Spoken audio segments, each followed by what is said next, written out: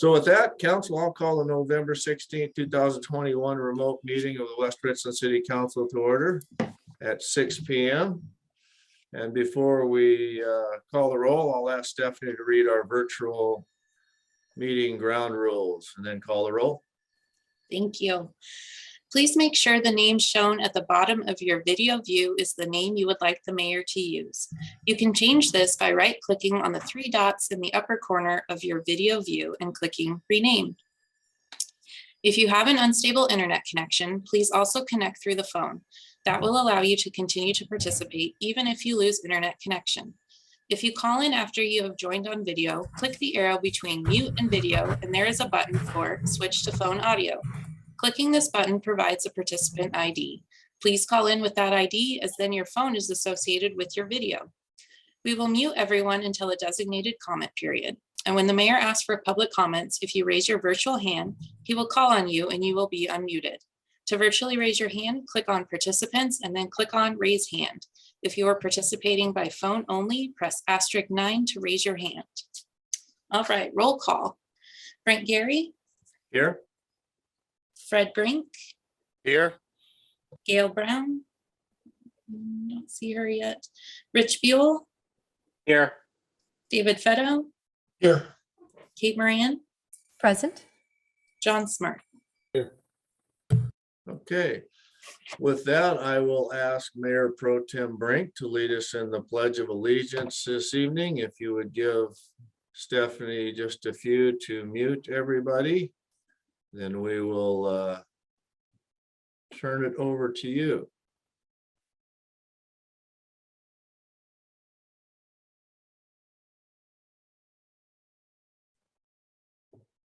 Go ahead, sir.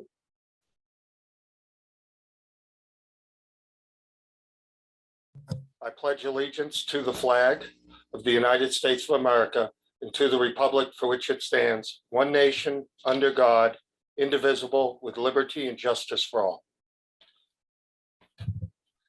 Thank you, Mayor Pro Tem Brink. Okay. All right. Everybody's back alive.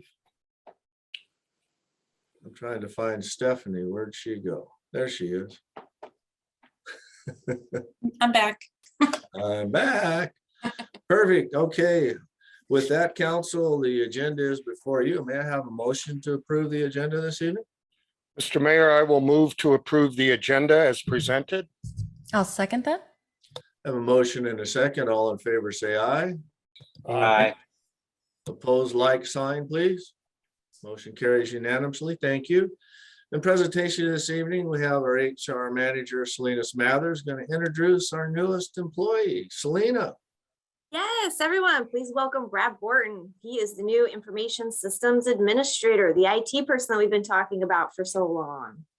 And I would like to thank Eric Mendenhall because they work together at the City of Sumner. And Eric knew from the beginning that Brad was going to be the perfect fit for us. So Brad worked at the City of Sumner for 8 years previous to coming here, and he just moved his family down. And this is just his second week on the job. So let him get his feet under him before everybody bombards him with questions about our IT system, please. Yeah, I'll tell a quick little story before I ask Brad to introduce himself, give a little history and background. As we were going through interview process, we had an IT specialist from Kennewick, one of their top-notch people, and I was watching the interviewees making the notes in their notebooks as they were going through the interview process, and we got probably the second or maybe the third question with Brad, and I saw this gentleman set his pen down, leaned back in the chair, and just start looking at Brad. And I thought to myself, I don't know, is that a good sign or not a good sign? I wasn't quite sure. But then these guys started talking techno stuff back and forth, and I knew right then we were pretty well done with that deal. So Brad, welcome aboard, and I'll let you introduce yourself and a little bit about your background and where you come from. Other than now, you still have web in between your toes. We know that, but next summer they'll all dry up and go away. So welcome aboard, Brad. Thanks, Mayor. Yeah, so I'm Brad Bourton, born and raised on the west side of the state. I'm married. I have a 13-month-old baby who is my pride and joy. Spend as much time with her as I possibly can. I graduated, I have a 2-year degree from Clover Park Technical College. And then I did a lot of self-study on my own, and I got some certifications under my belt. That kind of led me into my career. I started out going to people's homes and small businesses and working on computers and printers and a lot of hardware stuff. And I got all certified on everything that Dell made at the time. That turned me into a position where I worked for Tommy Bahama, the clothing line company, for a few years, and learned some of the back end stuff that has kind of pushed me along into working for government with the city of Sumner. I was there, as you guys were saying, for just over 8 years, and learned all about all the things that go into government, public records requests, and things you don't see on the private side. Benefited me a lot, and was ready to get away from all the rain on the other side of the state. And this opportunity was very fitting, and I'm happy to be here. Well, welcome, Brad. Thank you. Look forward to many years of you coasties coming to the east side here and helping us out. Okay, council, with that, we have the consent agenda this evening, which consists of approved payment of the bills, approve the minutes of the regular meeting on October 19th, 2021, a motion to accept well number 11 stripping tower project as complete, motion to accept the 2021 crack sealing and street striping project as complete. Motion to authorize the Public Works Director to execute Department of Ecology Gross Grant Agreement. Resolution 5221 authorizing the mayor to execute the RCCF disbursement agreement with Benton County for a cooperative way project. Resolution 5321 authorizing the mayor to create a curb repayment agreement for cooperative way. Motion authorizing the mayor to execute agreement with Frank Tiggs LLC for cost share for comprehensive plan amendment and SEPA EIS. Motion to authorize the mayor to execute planning services contract for ranch master plan and the 2022 comprehensive plan update. Is there anyone from the audience who would like to speak to this consent agenda this evening? If so, raise your virtual hand or *9 on your phone. Stephanie, I do not see anyone. How about yourself? I do not see anyone. Okay. No public comment. May I have a motion to approve the consent agenda as presented? I move to approve the consent agenda as presented. Second. Have a motion and a second. All in favor, say aye. Aye. Opposed, like sign, please. Motion carries unanimously. Thank you. Well, That moves us to our first opportunity for citizen public comment for items that are not on the agenda this evening. And if you would wish to provide comments, please raise your virtual hand and or *9 on your phone, and we'll ask the city clerk to unmute you. You can identify your place of residence for the record. Stephanie, I do not see anybody this evening. Do you? I do not see anyone either. Okay. With that, we will go ahead and move on to our ordinances, resolutions, motions, and public hearings. Item 8A and B are public hearing on the proposed design guidelines and an ordinance adopting them. So this evening we'll have Community Development Director Eric Mendenhall present the staff report this evening.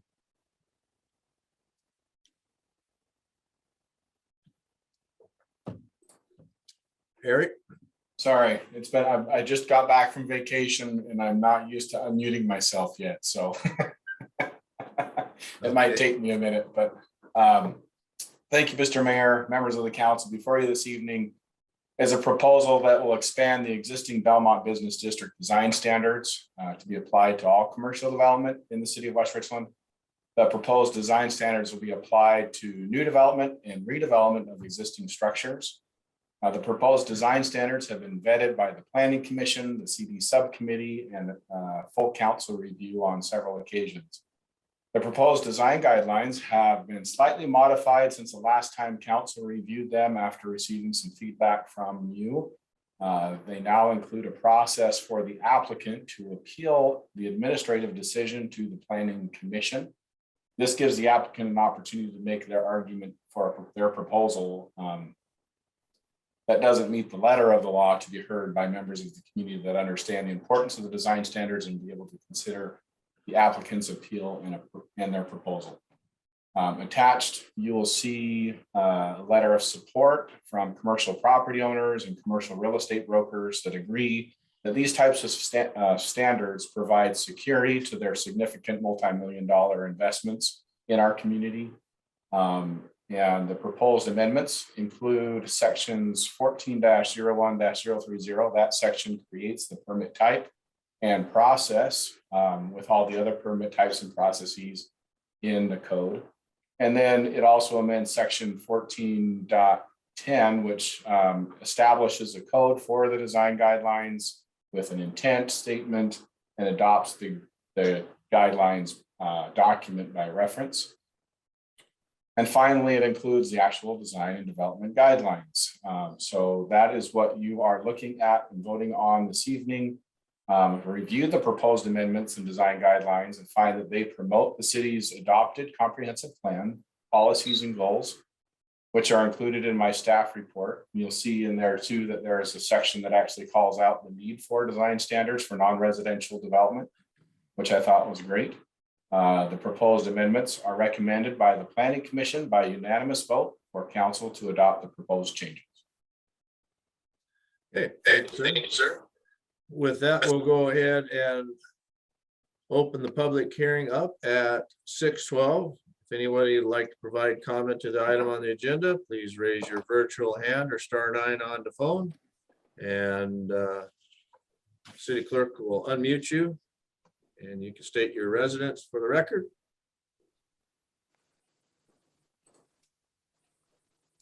I do not see any hand raised. Stephanie, do you? I do not. With that, I will close the public hearing at 6:13. And ordinance 2821, adopting design guidelines. Council, do I have a motion, please? I move to approve ordinance 2821, amending the West Richland Municipal Code to amend sections 14.01.030, project permit application process, to add a new permit type for design review, and 2, amending section 14.10, creating a new chapter establishing the procedure for type 2.b permits and design review, and adopts the City of West Richland Design and Development Guidelines. Thank you. I have a motion. Do I have a second, please? Second. Motion and a second. With that, council, you have questions of Eric or conversations amongst yourself? Raise your hand. I'll recognize you. I see Councilmember Moran. Thank you. I just wanted to say that I appreciate all of the hard work that staff, Eric, and that the Planning Commission did on this. This is a great idea. It's the way forward for not just our city, but many other cities. And I appreciate all the hard work that was put into it. Thank you. Okay. Thank you. And Councilmember Smart. Well, of course, I'm on the planning subcommittee, and we've discussed this at length. And I just want to remind council that the Belmont district building standards were approved with a lot of discussion, and were only going to be approved for just that district because it was land that the city owned and therefore had sort of purview over making these sort of neighborhood covenant kind of requirements. I know that there are some parts of this amendment that make sense, that I agree with. There are many parts that I don't.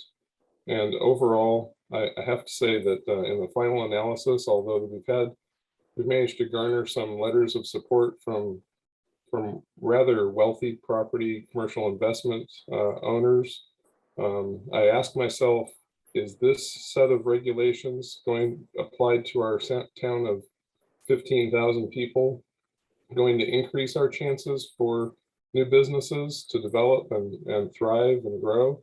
Or is it going to restrict the opportunities for new businesses to plant roots and thrive and grow over the years.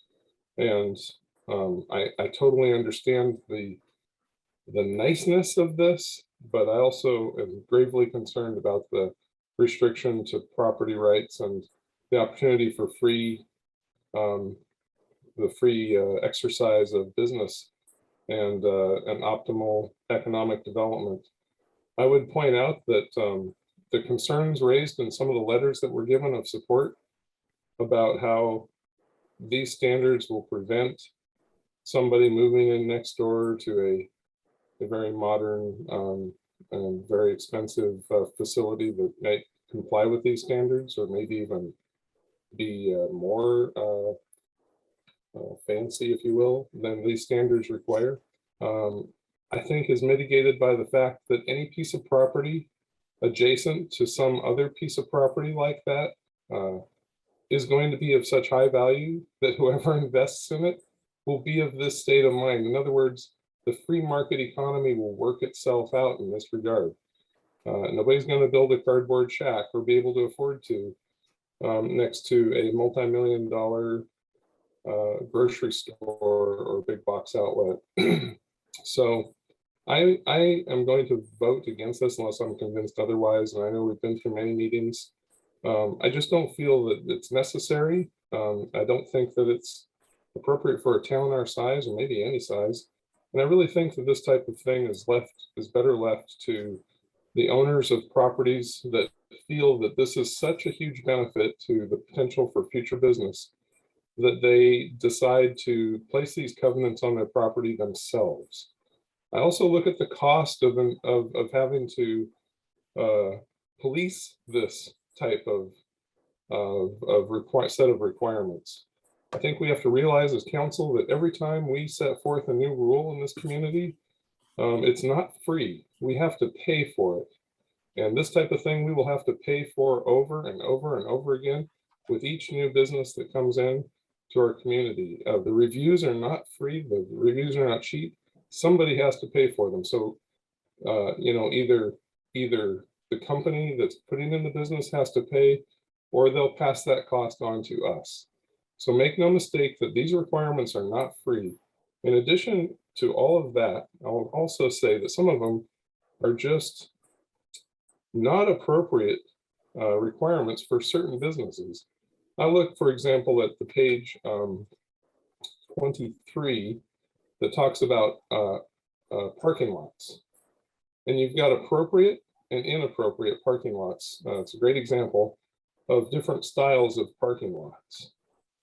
And, I will be the first to admit, and in the subcommittee conversations, I definitely like the idea of having walkways that aren't behind the cars, so that you can not take your life in your hands, like in Walmart when you're walking from your car to the store and you're wondering, is somebody going to back out and knock you over? But this requires dividers and plantings and so forth. When I'm at Home Depot with my van and trailer to pick up a load of lumber, boy, the last thing I want to have to negotiate is all these sidewalks and trees and streetlights and so forth, right? I want the one on the far right, the one that's wide open with no barriers. Now, painted lines where a person could walk between the vehicles, that's a great safety addition, and I'd be all for it. But this is just one example of how this set of regulations doesn't apply, it can't apply to every possible way. And I understand that we can make exceptions, and there's accommodations for that. But the fact is, it's going to require a lot of analysis. So I just would, I don't expect to change folks' minds here, but I would expect you to realize that this will be expensive, very expensive. Per business, tens of thousands of dollars, large businesses, maybe $1 million, I don't know. So be prepared for those costs to siphon their way down to your pocketbook if we pass this ordinance. I'm just not for it. What I would do is I would encourage, I think we're in a great position here in this city because we have private individuals who own massive sections of land. If they want to take a chunk of that land and apply standards like this for their future business clients or people who will buy from them, boy, that sounds like the way it should happen in America to me.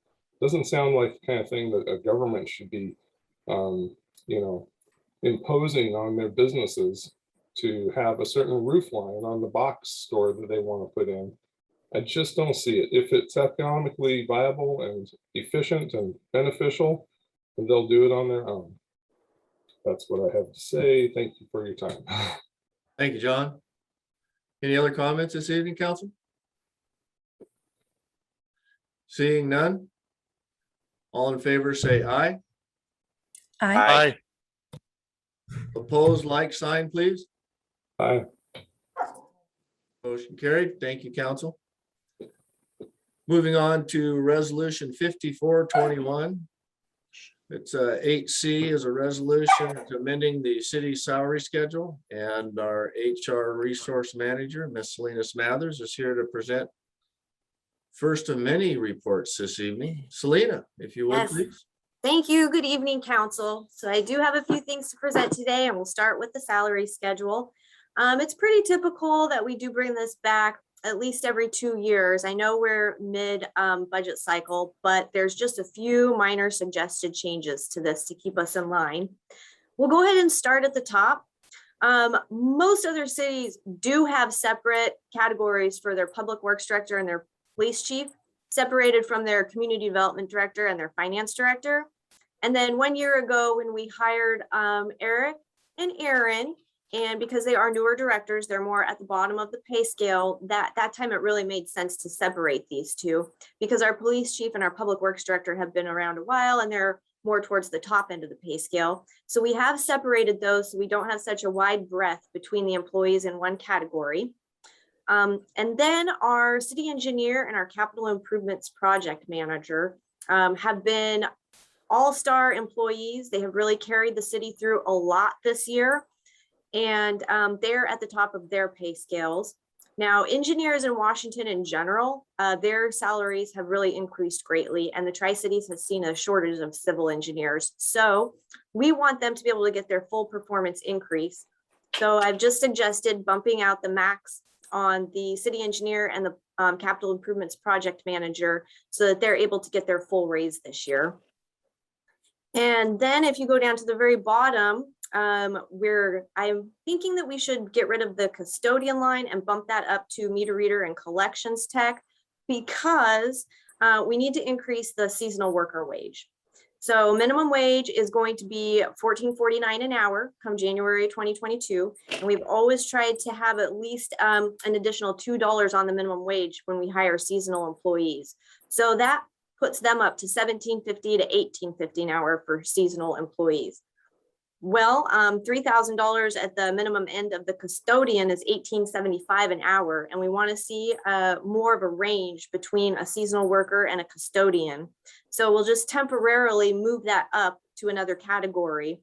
In the meantime, we can get seasonals for this next summer. And so based on the changes in engineering wages and the separating the two directors categories, and then the seasonal wages, we just have a couple nominal salary suggestions for this council meeting. Sorry. Thank you, Mayor. Thank you, Selena. Appreciate it. Is there anyone from the audience who would like to speak to this agenda item this evening? If so, please raise your virtual hand and we'll have Stephanie recognize you. You could state your resident for the record. I see no one. Stephanie, do you see anybody? I do not see anyone. Okay, thank you, Stephanie. So council, do I have a motion, please?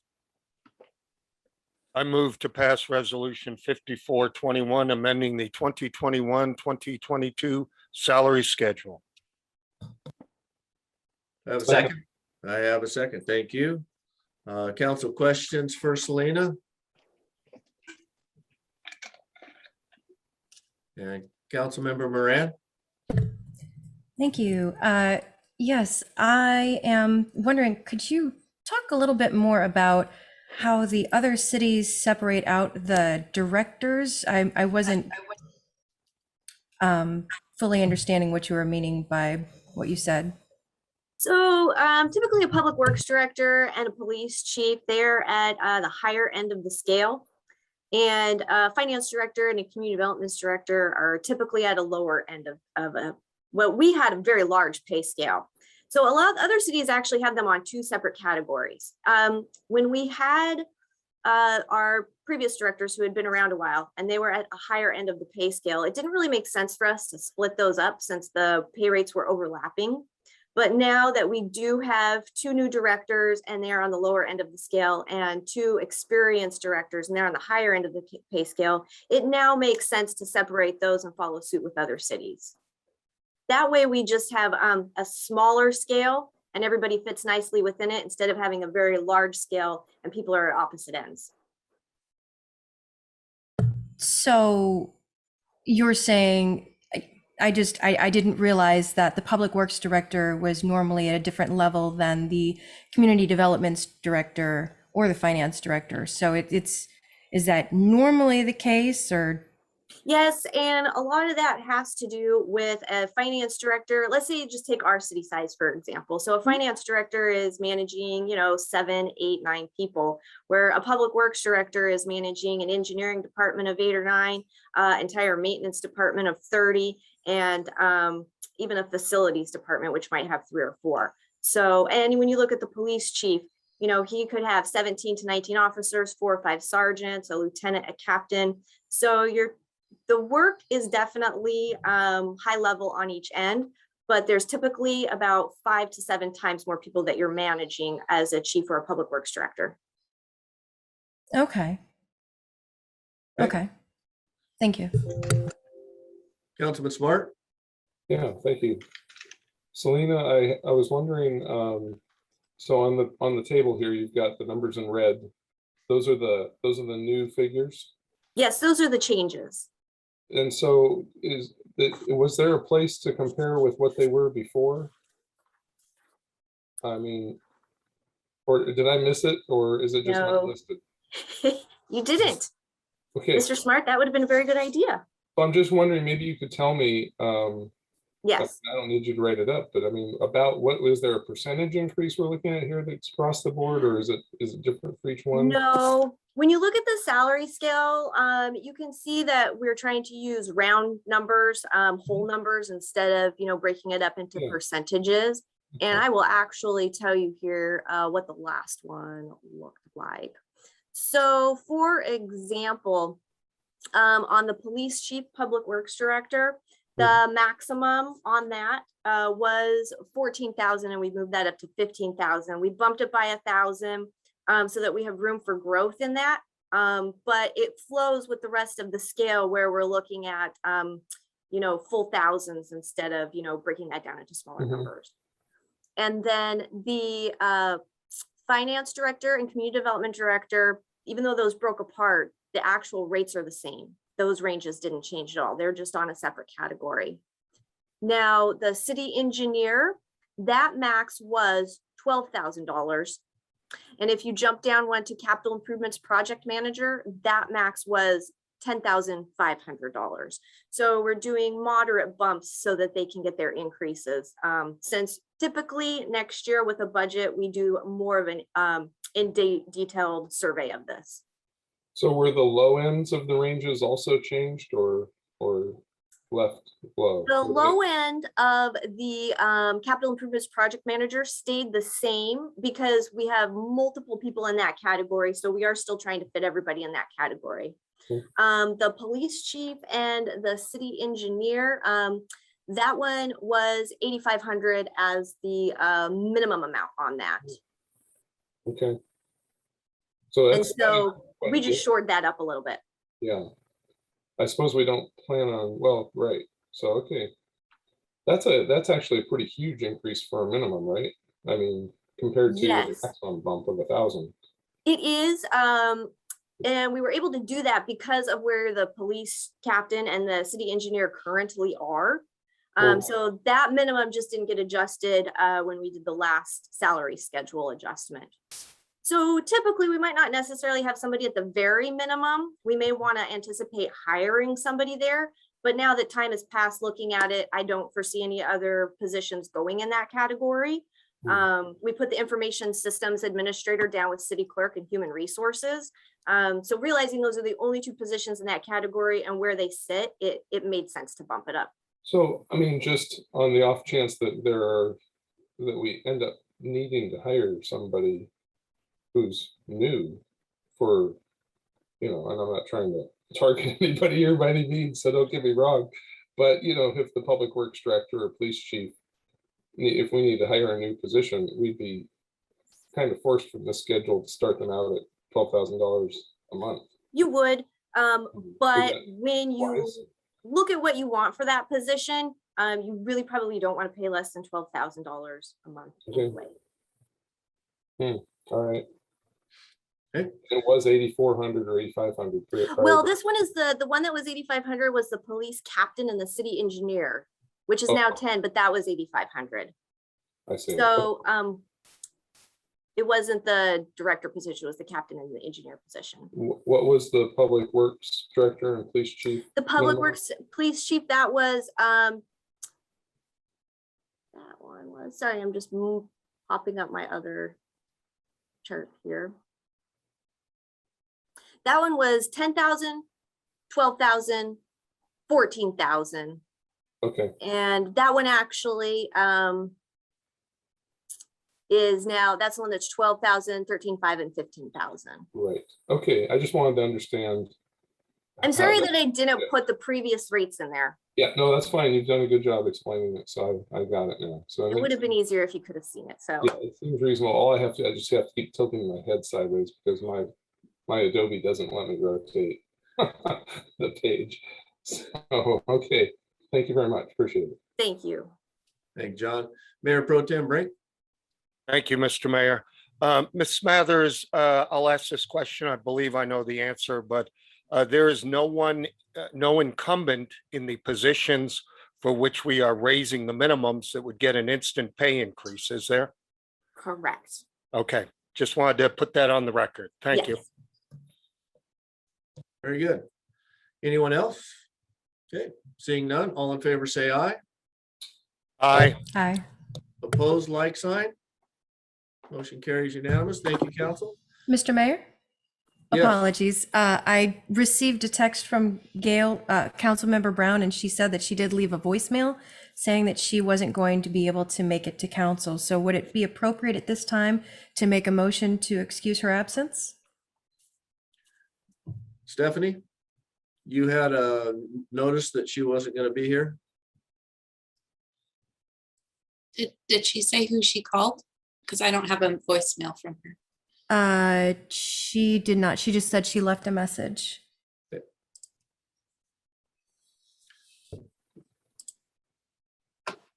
Stephanie will look into that and see if she can find anything while we move on here. Item 8D is a resolution authorizing a one-time COLA for non-bargaining employees. And again, HR Manager Selena Smathers will present her staff report. Selena.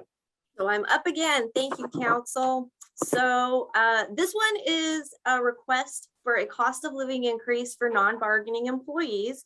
And just to give you a little history, the way that the city is currently set up is we are paid for performance.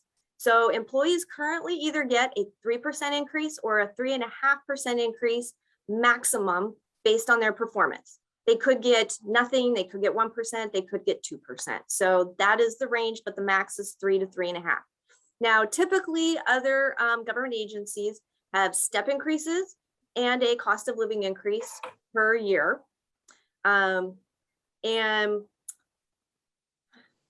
so a cost of living increase typically has been around 1 to 1.3 to 1.5%, but this year the Social Security Administration for retirees has listed it at 5.9%. So that far exceeds what it's been in the past, and which, as you know, relates to inflation and an employee's buying power. Now, one thing that we are seeing is unions have started to negotiate over this. A lot of them are still in the middle of negotiations and others have not started yet. For example, we do anticipate that the West Richland Police Officers Association will be bringing this up when we start negotiations in March of April of next year. So this is something we will have to deal with on our bargaining end. So since we are paid for performance and our adjustments typically come January 1st for people, we would like to get a heads up on our non-bargaining employees, realizing that the cost of living increase is so high. So right now, if somebody was to get a 3%, which is what they would, their max increase, if they were at the minimum to maximum in the salary schedule, they're actually really losing money at that point. They're losing buying power, given that the CPI index has put the COLA at 5.9%.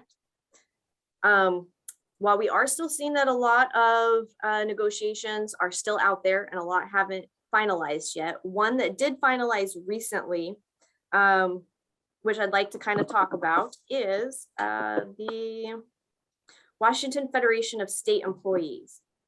So they do have step increases, which they get typically annually. As you get higher up in the steps, it may take 2 years before you get your next step increase, but they just finished a negotiation where their COLA will be 3.25% for 2022.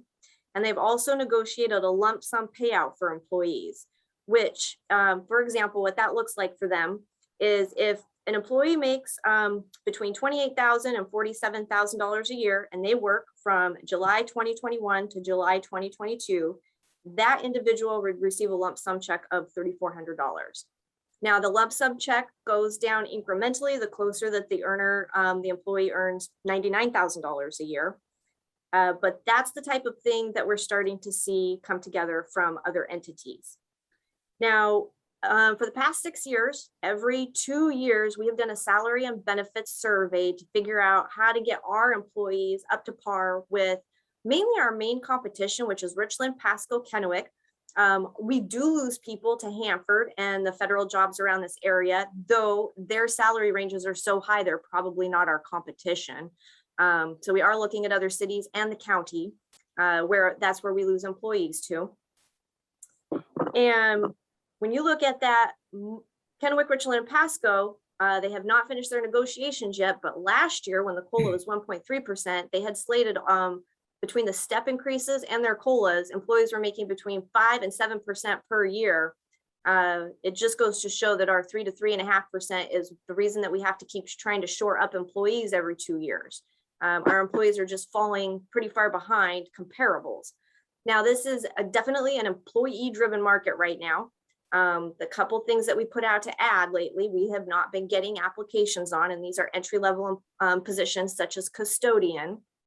And realizing that a lot of these other entities are still in the middle of negotiations and they're going to come back with some offers that we need to find a way to compete with. We don't want employees in this market to see the news, realize what the COLA is, realize that they're getting 3 to 3.5% when they know that the other cities are getting COLAs and step increases.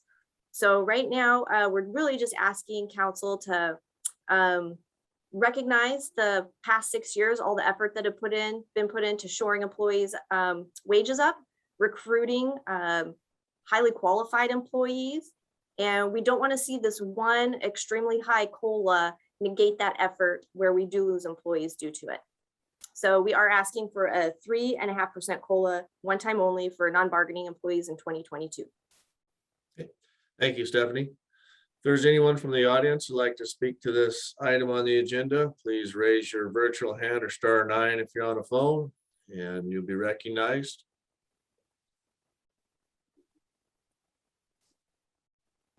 I see no one. Stephanie, do you? I do not see anyone, no. Okay. That council may have a motion, please.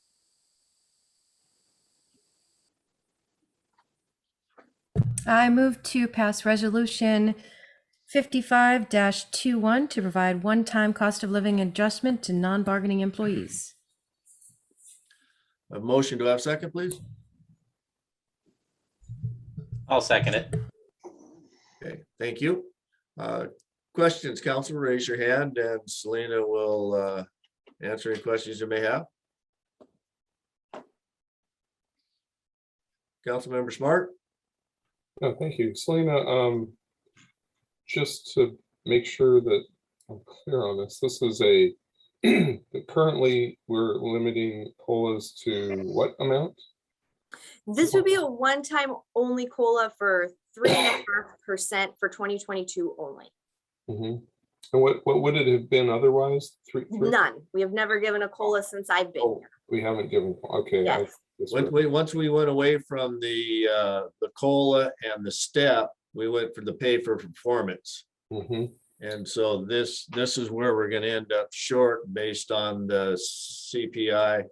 And this is the effort we're trying to get back in line with, make sure that we don't go backwards with 6 years of efforts of getting our pay where it needs to be competitive. So what is the net impact expected to be? I know you don't maybe have exact numbers because perhaps all the reviews haven't been done, but maybe based on it. Aaron I can actually answer that address that. question. Yeah, go ahead, Aaron. That is actually in my budget amendment later, and I Yeah. believe and this is off the top of my head, I don't have the number in front of me, off the general fund impact was about 128,000. And I think for all funds included was 221,000. So minus the 128 there, and that's the other funds. Now that number also in my budget amendment, it also included shoring up a couple of other employees in addition to the COLA. So for example, in finance department, I know I have a couple out of whack because we took on the payroll from the HR. And so I have an accounting tech who's outperforming anything, and I'd really like to bump her to an accountant. That number includes something like that bump. So I wasn't able to separate that part of it out, but overall, that was the whole COLA wage adjustment in our upcoming budget amendment that we're going to go over here in a few minutes. So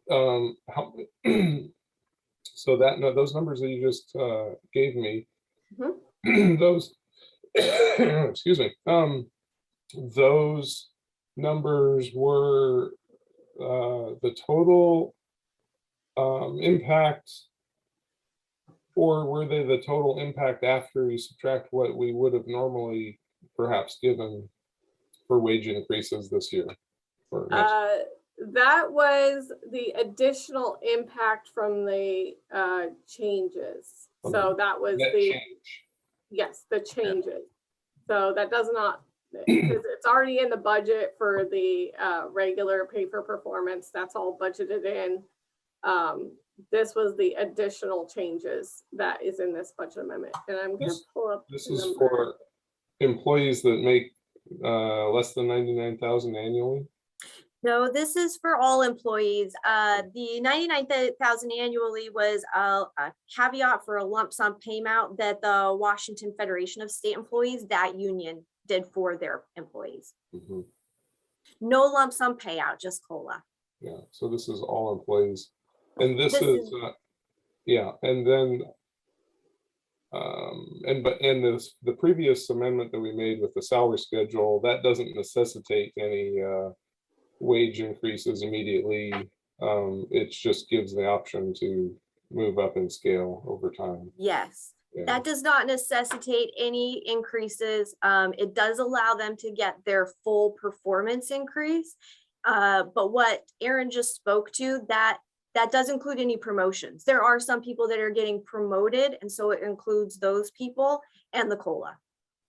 Okay, and so there's the and then, but the pay for performance is still in effect. Yes. In other words, this gives you the ability to go up to 3.5, but not necessarily everybody gets it. Everybody gets it. So everybody would get the COLA at 3.5. That would be a given to everybody, but their pay for performance would still stand.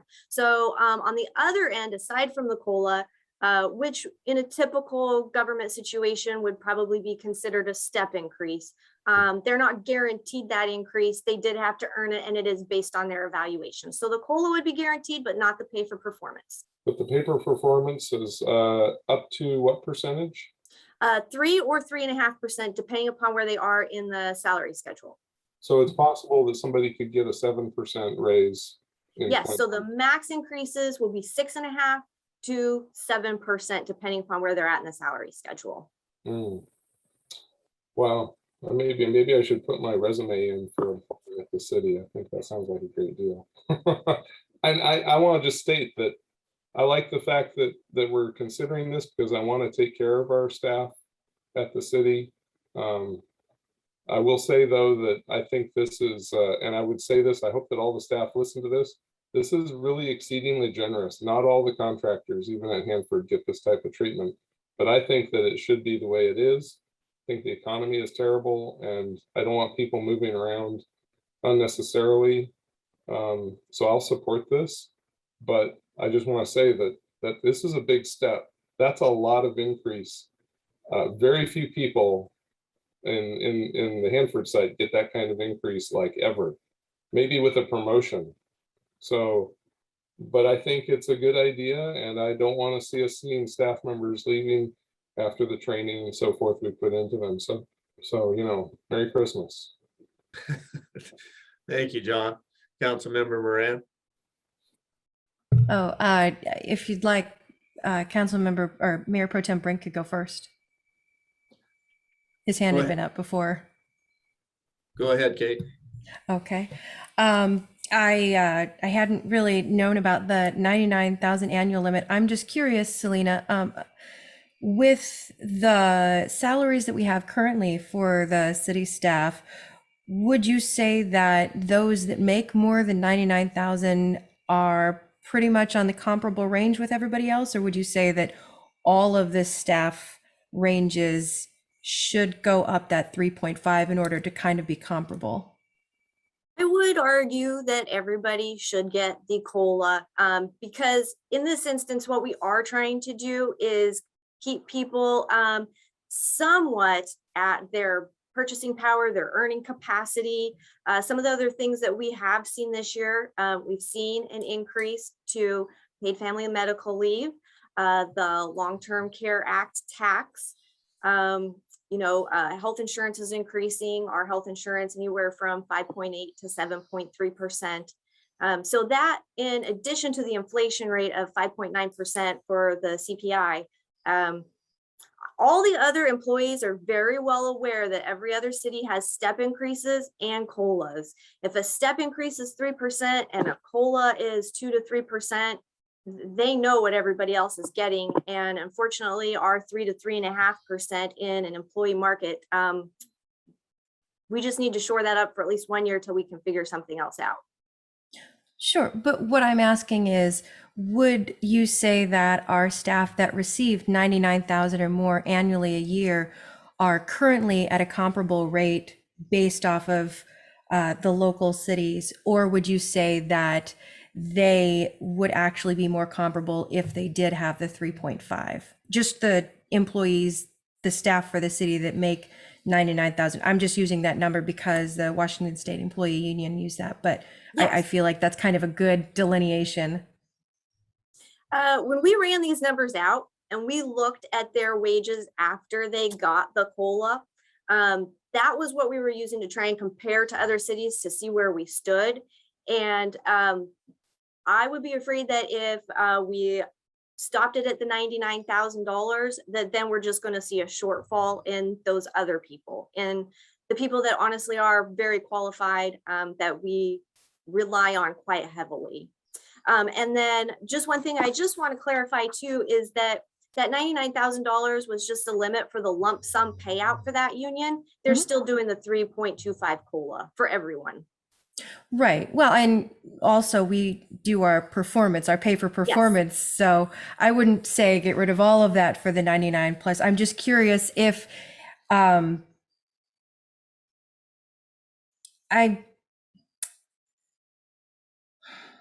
I'm just curious if that, I mean, because 99,000, that's a lot of money per year already. I just didn't know if we were already comparable with those that have the higher salary. Sorry, my cat decided to attack my hand. Apparently he wants to have more money. let me kind of explain it this way, in the sense that yes, $99,000 is a lot of money. That's a great paycheck. But It's more than I make. a city engineer is going to make about $130,000 to $140,000 a year, and that job is actually more valuable than somebody that might only make $40,000 a year, because of what they actually do for the city and our need for them. And so in order to keep them shored up in their pay rates, even though their pay rates are higher, I think that it's vitally important that we do retain those people, and we do offer them the COLA as well. And when we were looking at how it compared, we were looking at it after the COLA. And so that was our final analysis on that. When we compared, were they higher, lower, No, same? we're still not. I'm okay with things not being quite up to par with some of the other cities. I know we're a little bit smaller, so we're not necessarily looking for an exact equivalent, but we are trying to get closer. And we're still under, which in many ways is okay. Okay, I was just curious about that. Thank you. Mayor Pro Tem Brink. Thank you, Mr. Mayor.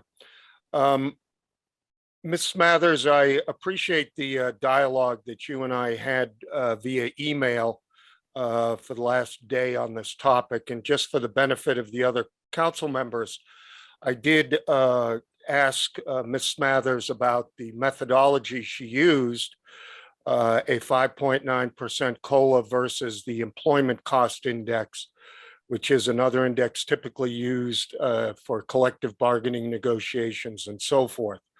The ECI is typically lower than the COLA, but as a result of the information that Ms. Smathers provided me, particularly, and it's come up in discussions already with health insurance increases, long-term care, and the desire not to damage what the city has done in terms of building a cadre of professionals that will serve the city. I support this. And I think that a 3.5% across the board pay increase does make sense this year.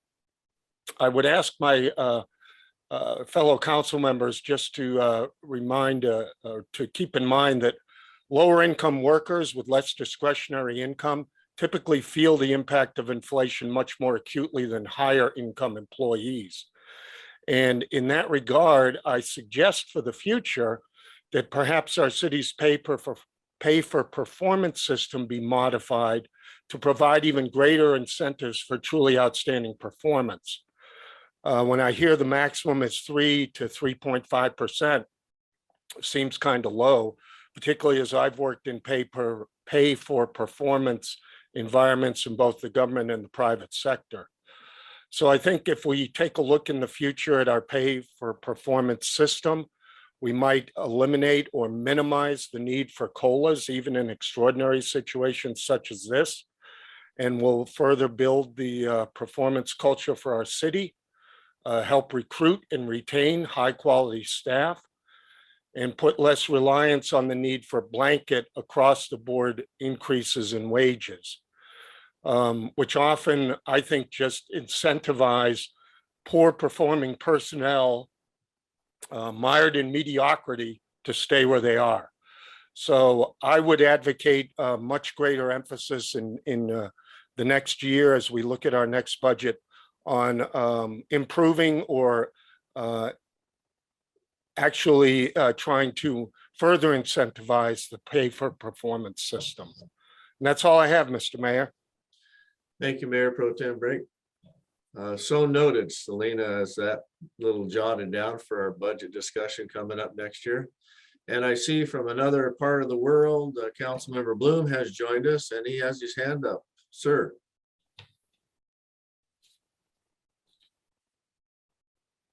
You're muted. Yes. Hello from the GNC.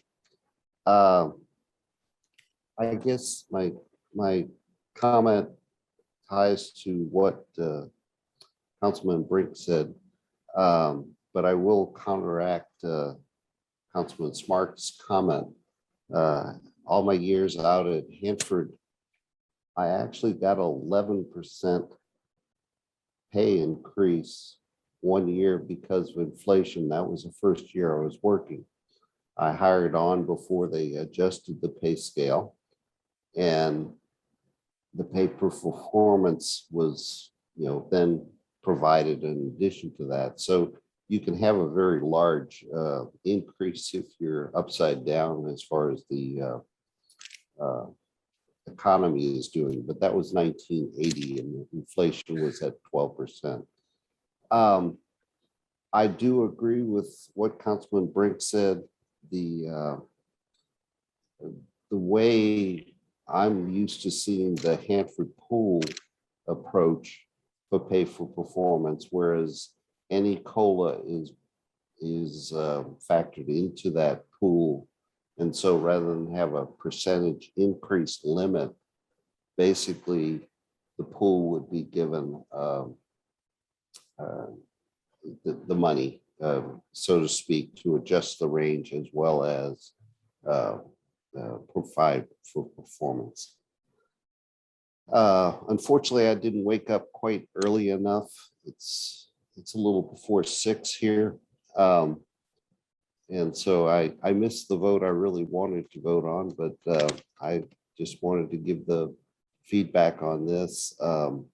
We did a similar thing at Ben Franklin Transit as far as adjusting for inflation. But I can say if you want to get a reasonable cost of living or feel good, you come to Turkey. The inflation here was 20%. Okay. Thank you, sir. Councilmember Smart. Yeah, I just wanted to give a thumbs up to Fred's comments and second the idea that the pay performance percentage should be higher and more judiciously administered to encourage those that are truly performing.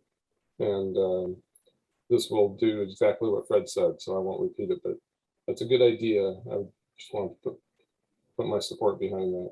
Okay, perfect. Anyone else this evening before we go on with this vote? Okay. All in favor, say aye. Aye. Aye. Opposed, like sign.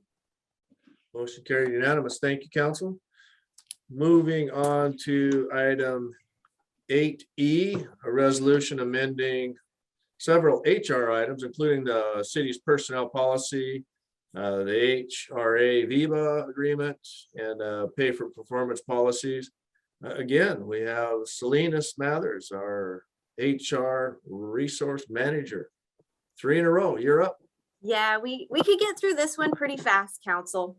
I'm just going to go through this pretty quickly.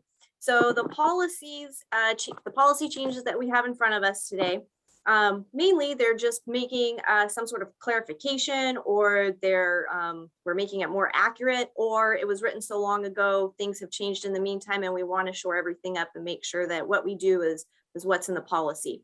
So starting with the training policy, what we wanted to do there is add an annual maximum limit of $6,000. There was no financial constraint to this before. So we just wanted to head this off before we have employees that are looking to have the city reimburse, something in excess of what we are willing to do. So adding a $6,000 maximum to training reimbursement in a year. Now, health insurance benefits, this is just for legality purposes. The ACA does require us to offer medical insurance to any employee that works 30 hours or more per week. The continuation of health insurance coverage is just for clarification. When reading that, people were wondering if the city paid 100% of the last month of health insurance. It does not. It's just trying to stipulate that you do have insurance on the month that you terminate up till the end of the month. So vacation leave, this used to tie back into the salary schedule, which used to be very clear on who senior staff was. There's been so many adjustments now that you can't determine who that is by the salary schedule. So under vacation leave, we went ahead and spelled that out so that you can tell who should be getting the vacation leave, the senior staff level vacation leave, pardon me. Now, holidays, this one may be one for a little bit of topic, but it has been suggested that we do add Juneteenth as a city recognized holiday, a day off for employees. So Juneteenth was recognized by the city of West Richland just this past summer. the federal government has put it on their list of federally recognized holidays that they get off. And the city originally aligned our holidays with the federal government. And the last time the federal government created one was in 1983 with Martin Luther King Jr. So clearly this doesn't come along every day. So we just wanted to follow suit and include that in one of our recognized holidays and a day off for employees. So moving on, we have bereavement leave. We wanted to clarify that loss of a pregnancy does fall under bereavement leave. And then we updated the general code of conduct and conflicts of interest. And it's really the gifting policy. And we had a lot of contractors and things just dropping off pens and hats and cookies and various things, which are considered de minimis. And so instead of throwing those away or turning those away, we updated the policy based on RCW 42.52.150.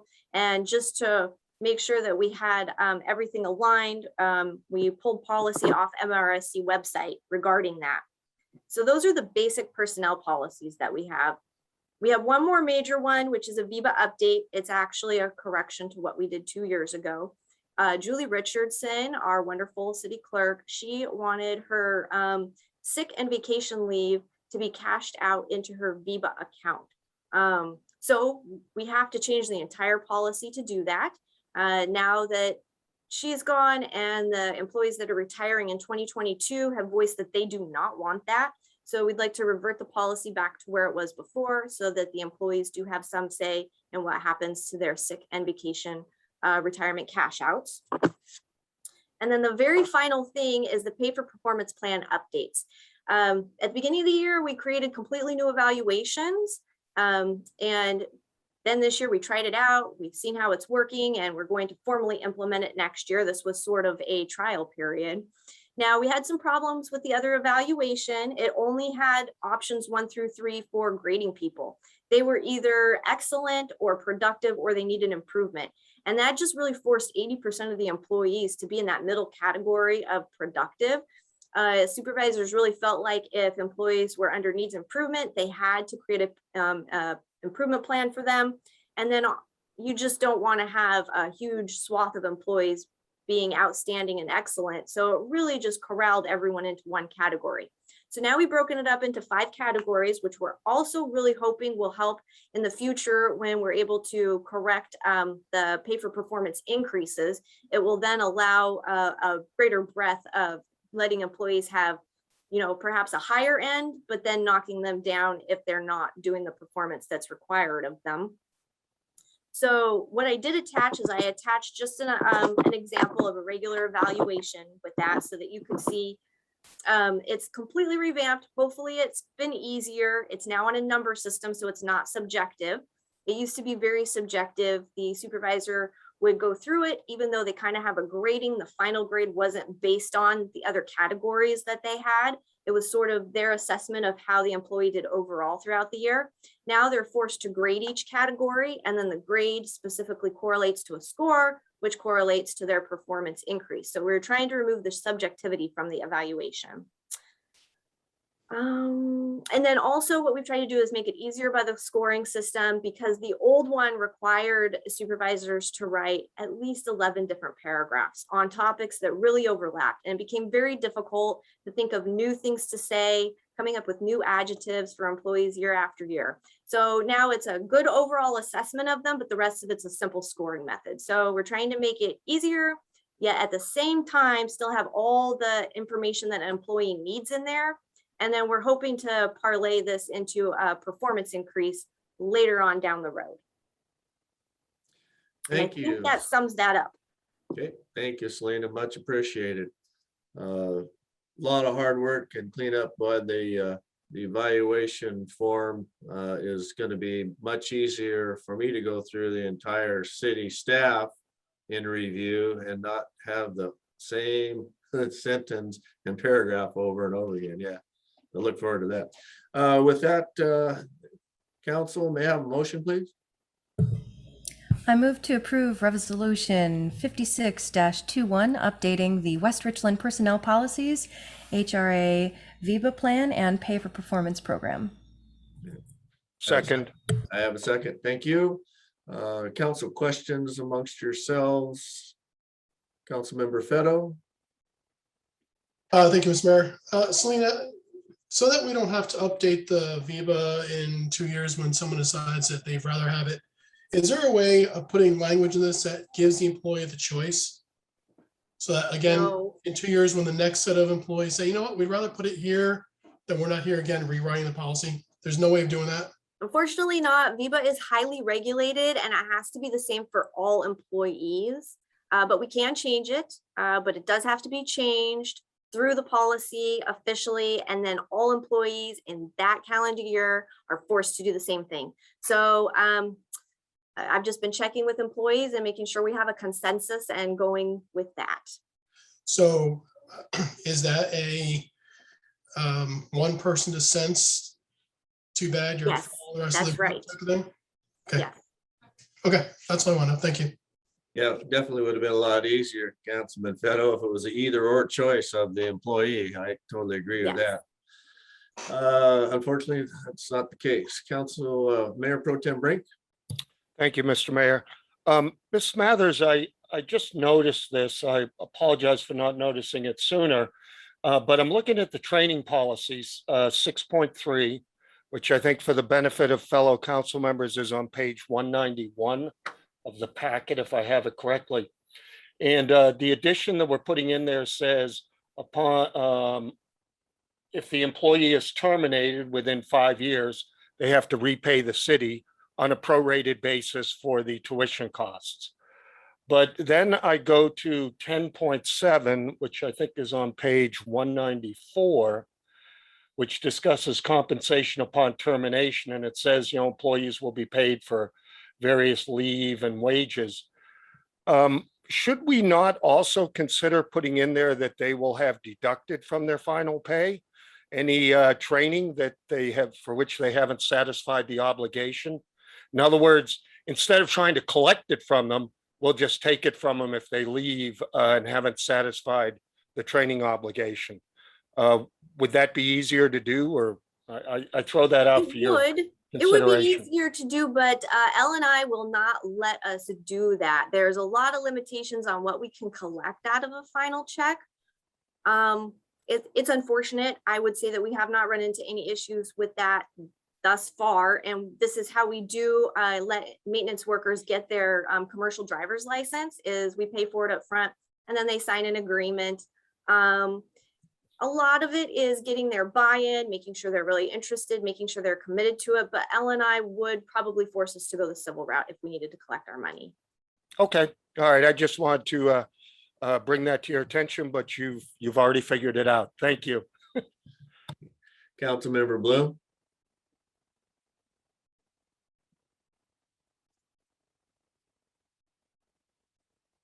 Okay, I tell you that the choice of putting all the money into VIA can be, it's a personal situation. But would that money going into VIA be, it would come out for approved tax, well, medical expenses as tax-free, but would the, is that an additional burden on the city to administer that money? Or No, is that done totally by a third party? it's actually really easy for us to do that. It's no different than the normal contributions that go into their account on a monthly basis. So that process is very similar. The reason employees like it is it does save them, tax money, because that is a tax-free earned money. And then it goes into the Viva account and they can use that tax-free for medical costs. But it does not create an extra burden on the city. Okay, thank you. Councilmember Moran.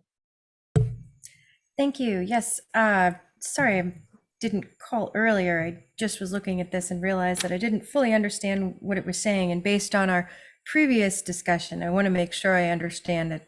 So when we're talking about our pay for performance, is this saying that based on someone's current pay, if someone with a higher amount of current pay and a lower current pay get the same rating percentage or grade percentage, that they would not get the same pay for performance percentage increase? Well, we have two categories. So we Mhm. have people that are within the minimum to middle section of the salary schedule, and they are only eligible for a maximum, or they're eligible for a maximum of 3.5%. Right. So we are basically rolling that up so that whether it's 3% or 3.5%, that's your maximum. So you have to get X amount of points to get that. Right. That is So something we would like to fix. that's someone we would like to fix? Yes, we would like to Okay. make it so it's equal across the board. We'll just kind of jump into future topics, but right now we believe that that penalizes longevity, because typically the longer you're around, the higher you are on the salary schedule. Now you're not getting as much of an increase. And we really want to incentivize longevity. So I'm hoping that is a temporary situation. Okay. But it is structured so that wherever your top is, if you need to get 70%, 60%, 80%, whatever we've decided that year is the grade, that you get your max increase and it rolls down from there. Gotcha. Do we have a certain percentage of how many people can get X amount of grade that's a 90% or in that grade A, and a different percentage that can get the lower? We do not Or grade by a curve at all, so everybody's individually looked at. We could get a whole bunch of wonderful employees and everybody gets a max. Of course, everybody could not do well, but I'm not going to say that. well, I definitely appreciate that we're not grading on a curve then. I'm wondering if something that we would look at, because of, salary, if you have a higher amount of salary, if you get a percentage increase that's the same as someone with a lower salary, that percentage might be the same, but the total amount of salary extra that you get per year is going to be far more with the higher level. So I'm wondering if I'm wondering if there should be something somewhat similar to what we're doing now with the min to mid and the mid to max, but more based off of the overall amount that somebody's making rather than where they're at on the scale. I can honestly say that I don't know much about it, and I don't know if there are L&I laws about it, but I'm just wondering if maybe in the future we could look at that, especially because, like what Mayor Pro Tem Brink was saying, the changing, especially in cost of living, affects those that are at the lower end of the scale much more than those that are at the higher end of the scale. And although I understand this is based on performance, if we're not going to have a COLA, this somewhat acts like a COLA also in a way, if that makes sense. Yes, yes, it Okay. does. And that Okay. is something we have actually been talking about. There's a standard operating way of doing payroll and giving performance increases, and whether you're at the top or the bottom, it is based on a percentage, and we want to be comparable to other places. But one thing we have been talking about is what you just addressed, is the people at the lower end of the pay scale, that percentage still might be a small dollar amount to them. So that is something we've been in discussion about. How do we kind of make sure that that bottom end is still shored up? Because 3.5% to them is not the same as it is to someone on the higher end. Right. Okay. Just We have a lot just of work as long cut out as for us. right, as long as we're looking at this for the future, definitely. I know that this is too much to do right now, but I appreciate that. Thank you. Anything else? Seeing no one, council, all in favor, say aye. Aye. Aye. Aye. Opposed, like sign. Motion carries unanimous. Thank you, council. Okay. Moving on to item 8F and G, our public hearing on a proposed property tax levy for the 2022 and the ordinance adopting it. Finance Director Aaron Gwynn, presenter staff report this evening. Aaron. Thank you, Mr. Mayor. Good evening, council. The attached ordinance sets the amount of property tax to be collected in 2022. This includes a 1% increase this year. We do have kind of two limits that we're up against. We're either working with the implicit price deflator if it's less than 1%, or if it's more than 1%, we're only allowed to collect the 1%. So it's CPI is way higher than 1% this year. So we're at 1% for the property tax. This 1% represents approximately 19,705 in revenue for the general fund and 5,721 for the library fund. Due to the estimated increase in assessed value of the city for Benton County, the levy rate, which is used to calculate property tax, will be dropping by approximately 9% from $1.52 per thousand assessed value to $1.42 per $1,000 of assessed value, with 32 cents allocated to the library fund. And I have some attached worksheets there that kind of show the effect, what it would be for a property owner that had a $350,000 assessed value home. The total regular property tax would be $498, with $386 going to general fund to support things such as police services, parks, and those types of things. The 112 would be going to library operations. Also in this staff report is setting the levy for the police bond. We do have the police facility, which went out to bond in 2019. This sets it at collecting $505,000 for the year of 2022, which equates to about 26 cents per thousand assessed value. Or if you were a $350,000 home, it would be $92.43 a year. So the attached ordinance sets the 2022 property tax regular levy amount at 101% of the 2021 levy amount, plus the new construction. The 1% increase is already included in the 21-22 budget.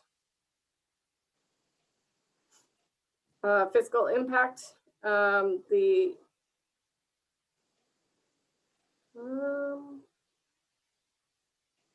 attached levy is anticipated to generate an estimated $2,724,041, with $2,111,131 dedicated to the general fund and $612,909 dedicated to the library fund. Okay, thank you, Erin. If there's anyone from the audience who would, let's see, well, I'll open the public hearing at 7:18, and if you'd like to provide comments, please raise your virtual hand or *9 on a phone. We'll recognize you. And I do not see anyone. Stephanie, do you? I do not see anyone with their hand up, no. Thank you. So I'll close the public hearing at 7:19. And council, ordinance 2921, property tax levy for 2022. May I have a motion, please? I'll move to pass ordinance 2921 and approve the levy certification, fixing the amount of ad valorem tax to be assessed during the fiscal year ending December 31st, 2022. Did I hear a second from you, Councilman Smart? Yes, second. Thank you, sir. Motion and a second. Council questions for Erin? Seeing none. All in favor? Hang on, I got Gotcha. Okay. John, go ahead. So, first of all, is anybody else receiving feedback on their line? Or I haven't had any. oh, okay, I'm getting some sort of buzzing interference that happens about every 10 seconds, not words, but I've gotten it. Except I want to ask if she could clarify for me. I think it's in, I think I know what the answer to this is, but can you please tell me what the excess levy, $1,000 gating? The 505,000 excess levy. Is that what you're Yeah. asking about? That is the paying the debt for the bond for the police facility. That was the police. Okay, all right. Yes. That's what I want to check. Thank you. Mhm. Councilmember Moran. Thank you. Yes, I just wanted to make sure I understood because I was having a hard time mathing it out.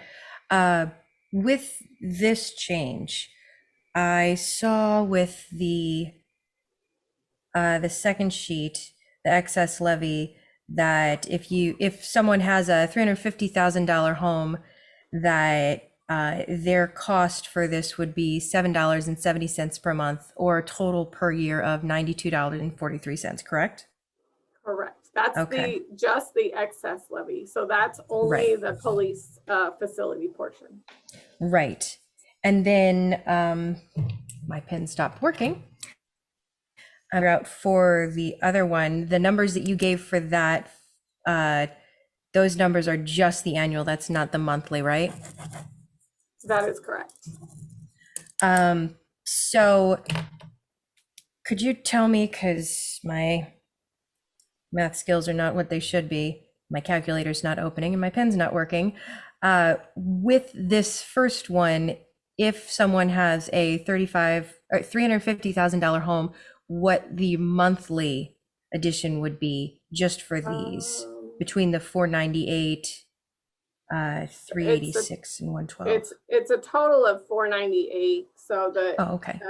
the two combined make up the 498, and Gotcha. it's 4150. So 4150 a month, and then also the 770 per month. So I'm wondering if someone is on a fixed income, is there anything that they would be able to do to assist with them paying this? Would they be able to I believe be in a program? so. Okay. You would have to contact the county, though. They would have the Okay. information on it, and all of our property taxes run through them. And now you have to understand, 350,000, I think last year I had it at 200,000 in here. As an example, bumped it to 350. 350 is still a very high assessed value because it's not Right. market value. This is assessed value. Right. Right. Okay. All right. I just want to make sure that there's something for those that that are on fixed incomes, to make sure that they're not going to be, losing a couple meals. Because I mean, I understand it's for a $350,000 house, but just $40-something a month. But okay. All right. Thank you. The cost of Anyone our else? facilities. Say again. Sorry. I was just saying that's the cost of our new facilities. Well, the 770 is the cost for the new facility. Okay. Anything else, council? All in favor, say aye. Aye. Aye. Opposed, like sign, please. Motion carried unanimous. Thank you, council. Moving on to item 8H and I, or a public hearing for the mid-biennial budget review and the ordinance adopting it. Finance Director, Ms. Gwynn, will present her staff report this evening. Aaron? Okay, this one I actually prepared PowerPoint slides for, since there was so much. I'm going to share my screen. Death by PowerPoint. I know. I'll try to go fast. Yours are always good. It's easier to understand with pictures. We like pictures. We'll see. Yeah, So, when Roscoe's doing anything, he likes pictures. yeah, there's quite a few words in this one, unfortunately, or numbers, I should say.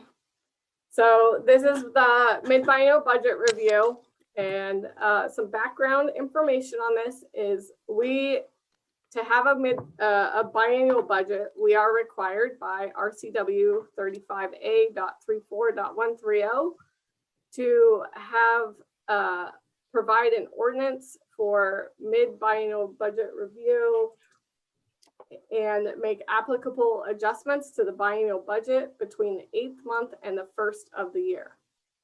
or the end of the first year, sorry. So that's this process, which we are, the attached ordinance takes care of this requirement. So the process for the mid-biennium review only addresses items that need to be, have budgetary changes. What finance staff has done is gone through every fund, every line, and reviewed them.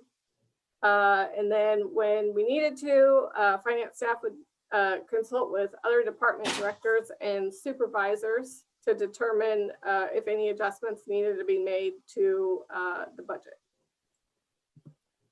So one of the things this does across the board, multiple funds, is it trues up beginning balances. So in April of 2021, Budget Amendment 2 for this biennium, the majority of our beginning balances were updated. However, our staff continued working on the 2020 annual financial report, which required a few additional modifications to the 2020 ending fund balance, or in this case, our 2021 beginning fund balance. So this addresses those few. I think the net on that was, I think, around $294, a net change. Some of the funds were a little bit more than others, but everything was pretty minimal. Across almost every fund, we also addressed the interest revenue. For most funds, interest revenue was significantly lower than originally budgeted. This is due to the extremely low interest rates compared to prior years when the 21-22 budget was being built. Let's see. So general fund revenues, finance staff is recommending increasing the budget for general fund revenues by $1,917,302. The significant changes, kind of the broad categories here, are for taxes, which is close to $1 million at $996,696. Our license and permits was at $249,268. Charges for services is $233,340, and other miscellaneous revenue at $287,300. Now, I just want to get into something that we kind of look at when we're doing this. So this graph you guys have seen a few times in my quarterly budget review. So this one in particular is sales tax. Our current budget is $2,914,311. And you can see this orange part right here. So the yellow is the budget and the orange is the actual. So our current collection as of 10/31, we're at 61.97% for the biennium. So what we've done, and I'm not going to show this for everything, this just kind of gives you an idea of what staff has gone through and done, is in this next slide, this shows you where we really try to match the line. So we're trying to bring up and give you a visual of where we expect to go. And we see the projected trajectory for the last 10 minutes, and we're trying to project that out. So we're going to look at increase the property or the sales tax by $1,076,926. So that is the largest portion of our increase in the general fund, but it wasn't just a random number chosen. It was some science behind it. The next one, this one's also kind of the reverse side of that, is the telephone utility tax. Again, you'll see the light color here is the budgeted number, and our dark color is where we actually are. So we're actually taking a reduction to telephone utility tax by $96,600. So in that beginning part, when I said taxes, I'm lumping everything together, trying to get through this a little bit faster for you guys. Building revenues are the other one. So we had the license and permits fees. Building permit fees are up And then the other side of that is the plan review fee. So again, it's the same thing, showing you our current budget line versus our current. And we're proposing to increase this one $254,410. The next one, again, plan review fees also associated with the building revenues. Currently budgeted at $837,022. We're proposing a $230,350 increase to make it a $1,067,406,000 for plan review. And then we have some other revenues in here. So we had state shared entitlement and impact revenues. This was a one-time new revenue source from the state for police legislative updates totaling $65,993. We do have corresponding expenses for the police for this exact amount in their communications and supplies line. We'll see that here in a moment. We also recognizing the rent and lease from Formic racetrack lease. For the 2 years, the total rent to be collected is $40,500. And you'll see the corresponding expense in the park maintenance for this one as we get down to the expenses. General fund revenues, the other one is the one you approved earlier tonight in the consent agenda, is contribution for the LC Ranch. This is a one-time revenue source to pay 50% of the LC Ranch master plan in the amount of $225,000. You'll see the corresponding expense with community development professional services, the LC Ranch master. So budgetary changes for expenditures in multiple funds. One is the indirect cost allocation. So we had to the general fund a reduction in expenses of $36,369. So the indirect cost allocation, the purpose of it, now this could be debated for hours, but we're not going to tonight. The purpose of it is to charge other funds for services provided by finance, IT, city clerk, HR, etc. So basically, we provide services and all funds really benefit from it. So this is like our way of saying allocating part of that cost that is all occurring in the general fund, but we get the other funds to pay the general fund. The Washington State Auditors requires the city to reduce the expense. So that's why I say it's a reduction to the general fund expense, while the others, you'll see an increase in expense. Other funds will have a corresponding net increase, totaling the same $36,369. So some were more than budgeted, some were less. We'll see that in a minute here. Another one is the COLA, which we already talked about tonight. So COLA and wage adjustments.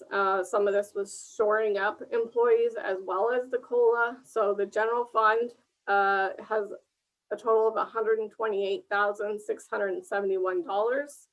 The street fund was $7,339. The library fund $789. And the utility funds are $84,488. So for general fund expenditures, the police, this is the communications and supplies, which I talked about in the revenue side.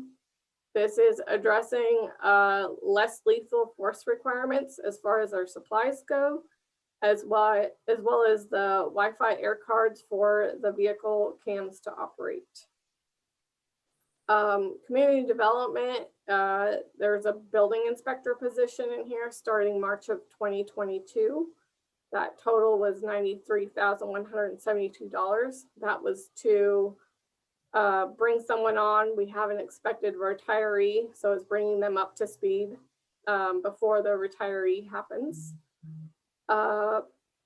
There's professional services for legal in there for an additional 25,000. I believe this was from an agreement that happened, and in that agreement said it would be a future budget amendment. That was on September 7th, I believe. Professional services for the LC Ranch Master Plan is an increase of 350,000. There was already $100,000 in that, so that brings the total to 450, with half of that being offset by the additional revenue coming in at 225.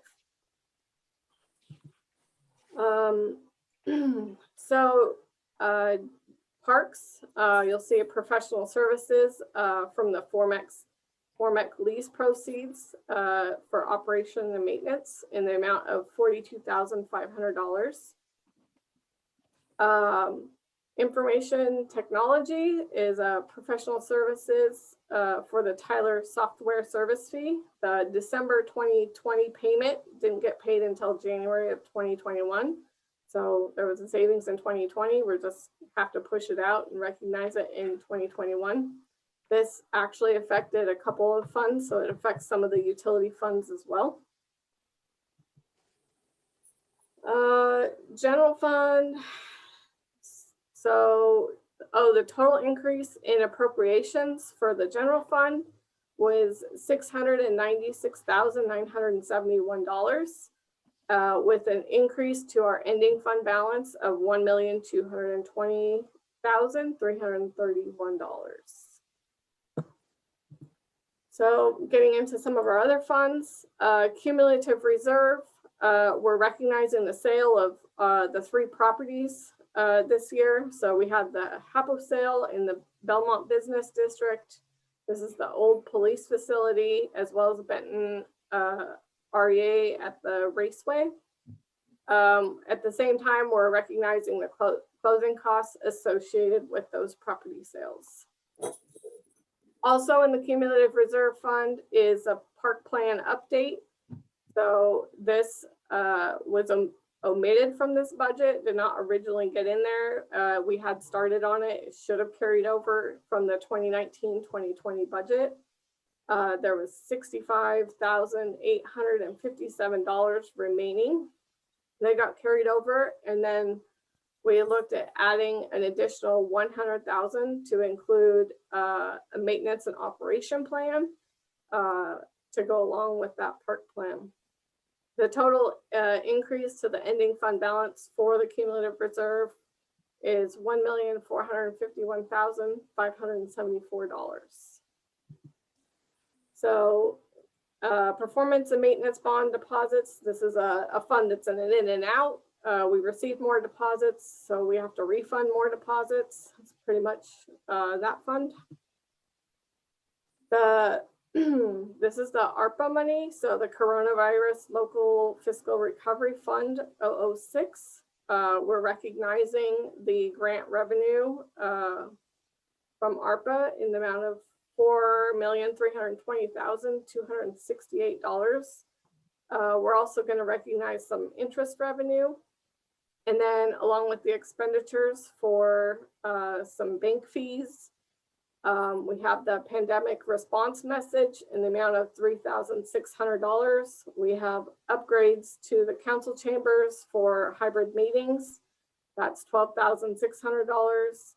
We have utility grant assistance at $41,000, and then a transfer out for Well 3 project in the amount of $3,300,000.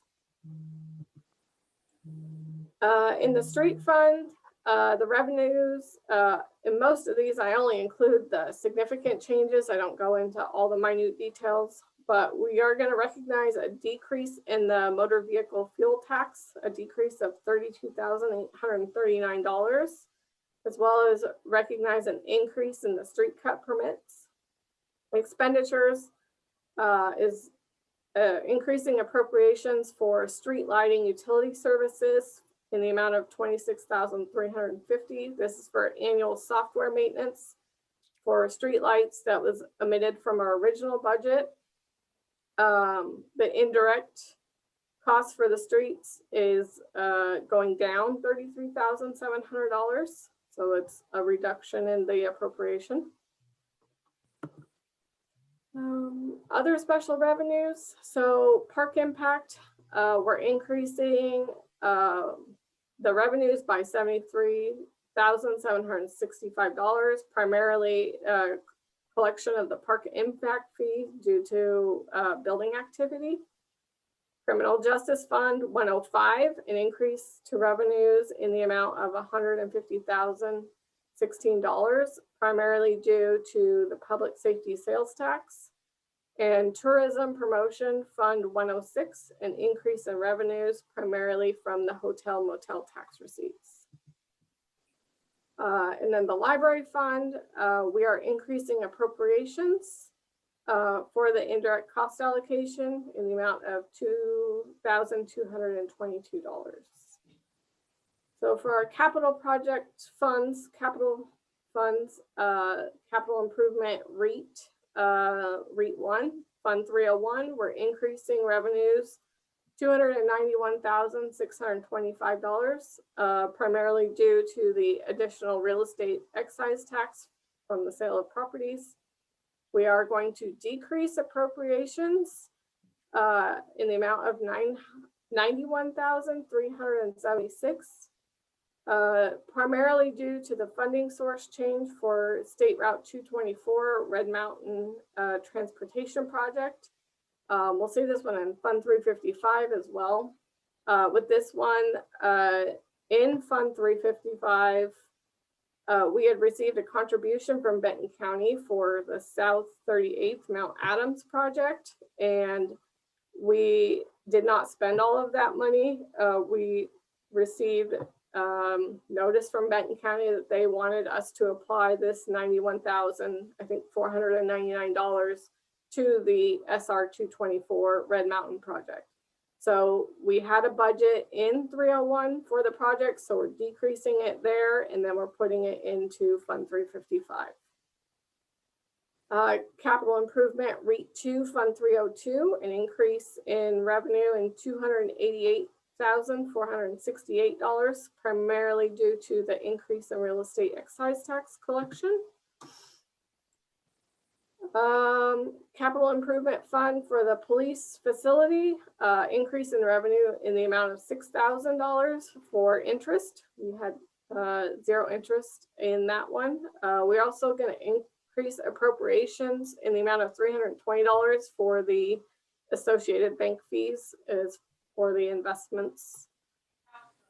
Capital Improvement Street Fund 360, we would like to close. We no longer need it. We closed all the projects in that fund in the beginning of 2020. We're going to recognize the revenue in the amount of $88 from interest and then transfer the balance of $43,407 to the general fund where those funds originated. Capital funds, Transportation Improvement Fund 355. We're going to increase revenue $157,016.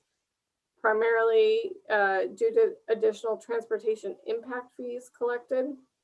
We're going to decrease appropriations by $99,966. We did increase the cost of the indirect cost allocation to $17,796. We're decreasing salary and benefits not associated with the specific project in the amount of $209,442. So with that one, there was built in there some CIP salaries and benefits. Well, every time one of our engineers works in there, they are working to the project. So that was really not necessary. So we removed all of that because they code to the project every time, which have their own funding source.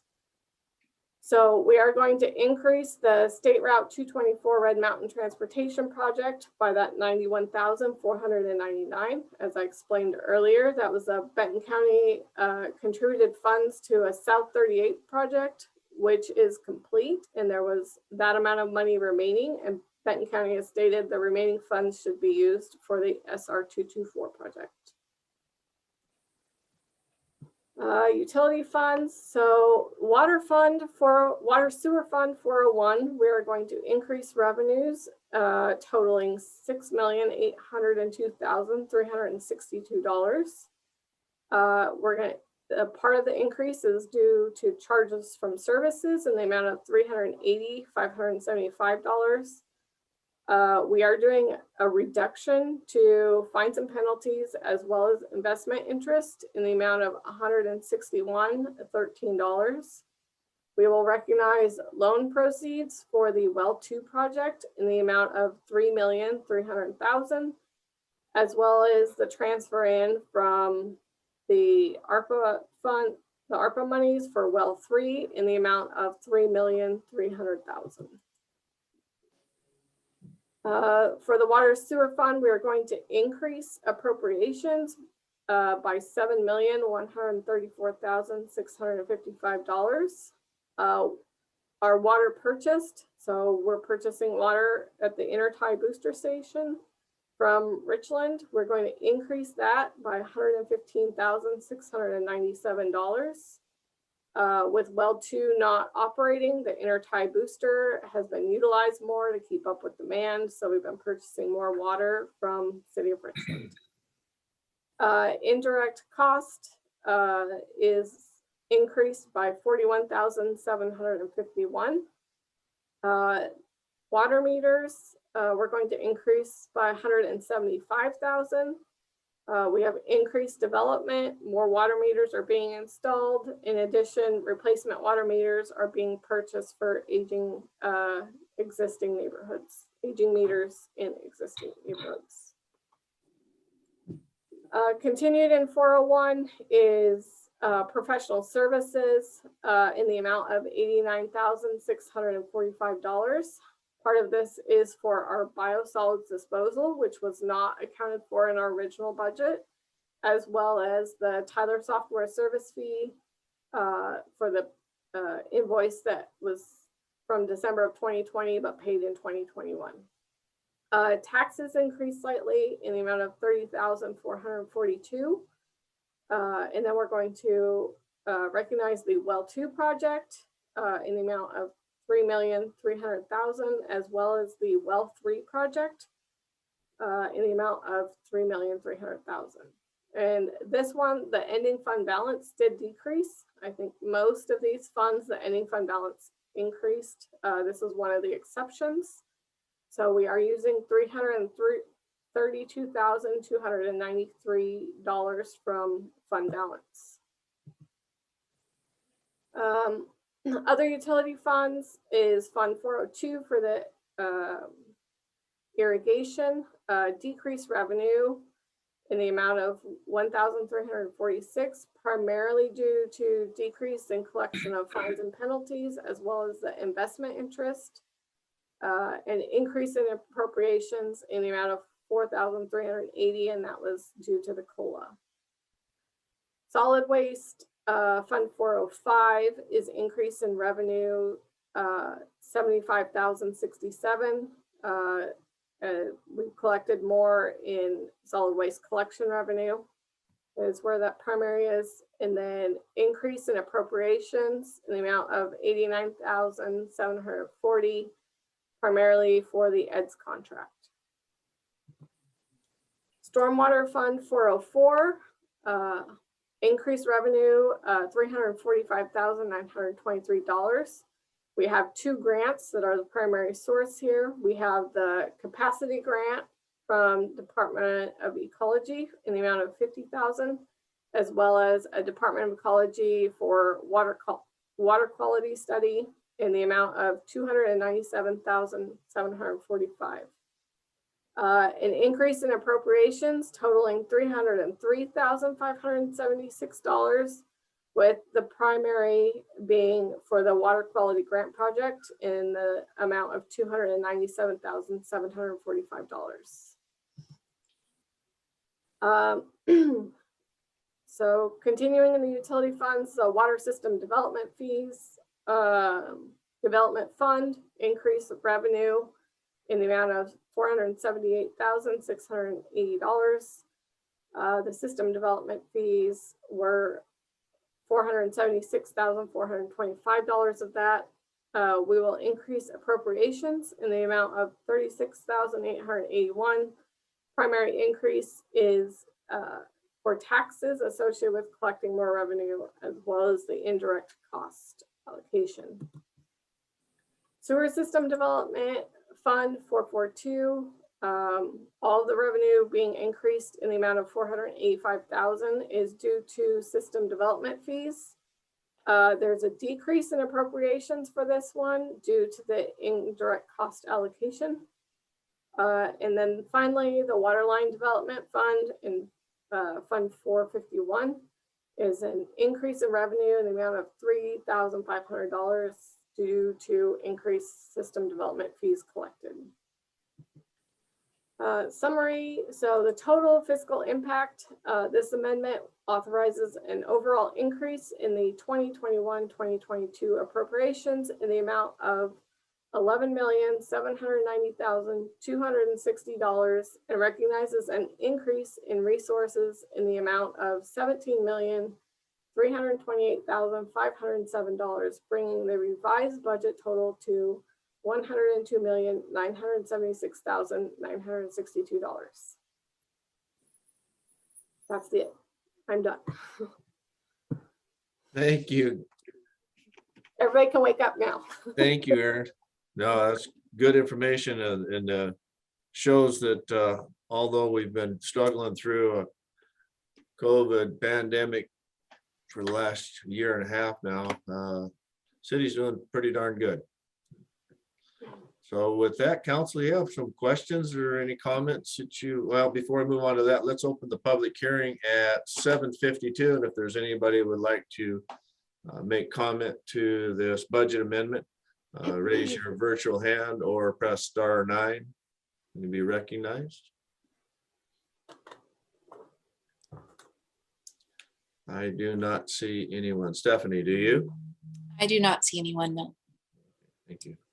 With that, we'll close that public hearing at 7:52. And then we have ordinance 3021 budget amendment for the biennial review. May I have a motion, please?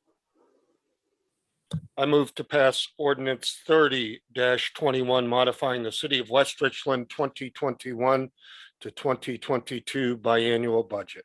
Second. I have a motion and a second. Any questions for Aaron? Councilmember Moran? Thank you. Yes. I'm just wondering, Aaron, something I just saw that might just be something that I was mixing up somewhere else, but the Water Sewer Fund 401, that was a revenue increase or was that a cost increase? The one that was due to well to the intertie? Oh, that was a cost increase. So we purchased water from Richland. And so we purchased more water from Richland because our well was not operating. Right. Is that taking into account current usage as well? Or is that just what we have as of this moment for this budget, how much we've paid extra due to that? It's projected. I projected it out for this year. I did not. I don't think I projected it. I projected a small amount for 22 increase. To what that budget. Yeah, I was just wondering if we were taking into account that well 2 and well 3 are going to be fixed and up and working, right, Roscoe? I don't think it'll be that fast. Oh, I wish. Well 2 and well 3 will probably take 3 years from start to finish before those wells are operational. Okay. And so what you're seeing is the impact to well 2 requiring us to use the more intertie.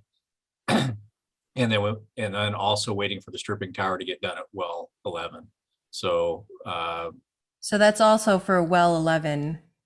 Yeah, Not just well 2 being down, but also well 11 stripping tower. the delays with getting the equipment for that stripping tower. So that's both factored into it. So so I think we're good from what this raises to take us through next year, but it's something that we'll continue to monitor. Okay. But purchasing water through Richland is more expensive than using our existing wells. Right. So then well 11, when did we think that that stripping tower might be up and running so that we could start getting water from there again? It's been operational this year. Oh, okay. So it is I- operational. Okay. Yeah, it's been earlier this summer. You accepted as complete tonight because all the paperwork finally get in, but That's right. the project's operational usually 6 months before you actually accept it as complete. So Okay. So then with well 11 now being in use, then it would be reasonable to assume that we would have less cost next year for the intertie then, similar to what has been projected. that's correct. Okay, cool. Thank you. Thank you. Councilmember Bloom. Yes, I had to move to a quieter, warmer location. The question I have is, you made the statement, Roscoe, that purchasing the water was more expensive than the wells, but does that factor in spending $6 million on renovating these wells? I mean, I'm not quite sure what the lifetime is, but I think you're just talking operating cost of actually pumping it. Is that correct? You're muted, Roscoe.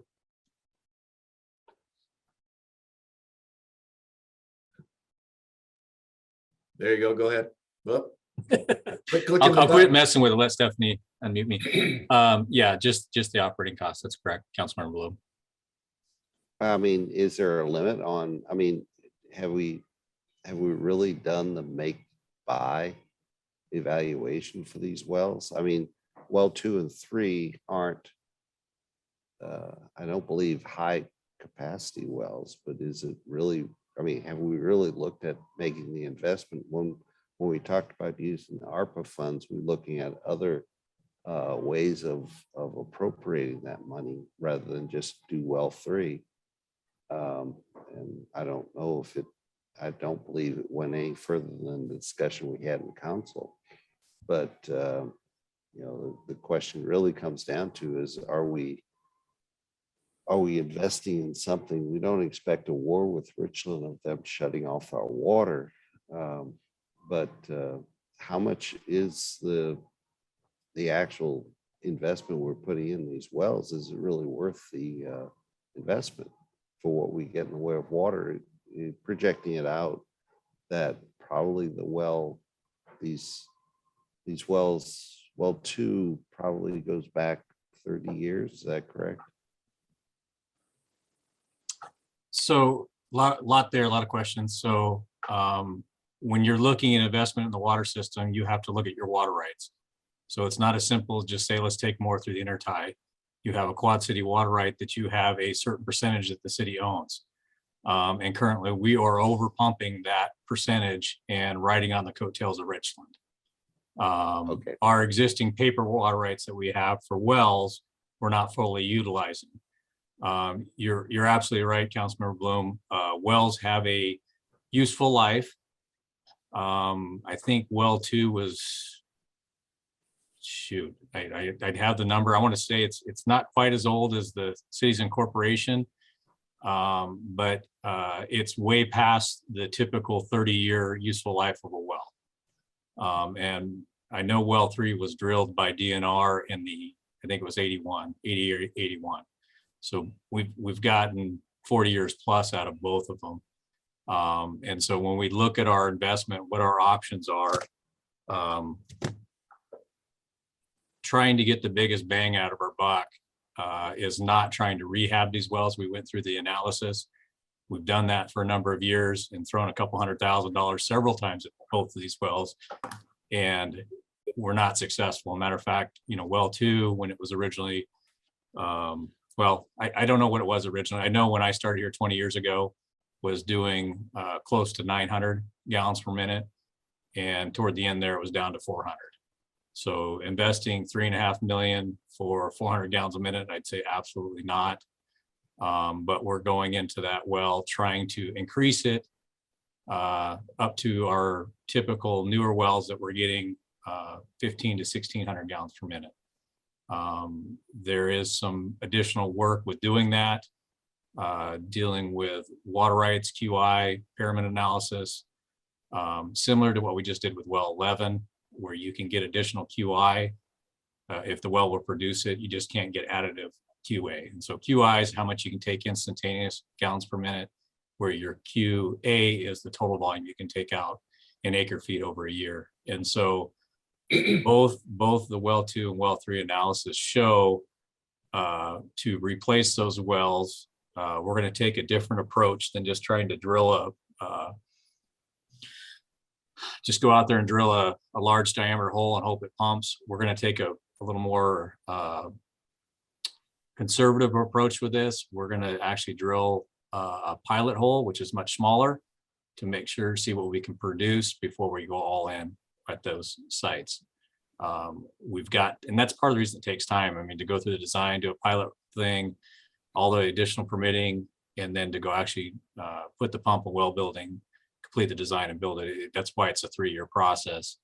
But right now, you know, those new wells that we built and paid for out of the 441 fund, which is the new connection charges, are supposed to be for new development. But because we've had some of these issues with our existing wells, we're using that capacity that was supposed to be for growth to meet our current demands.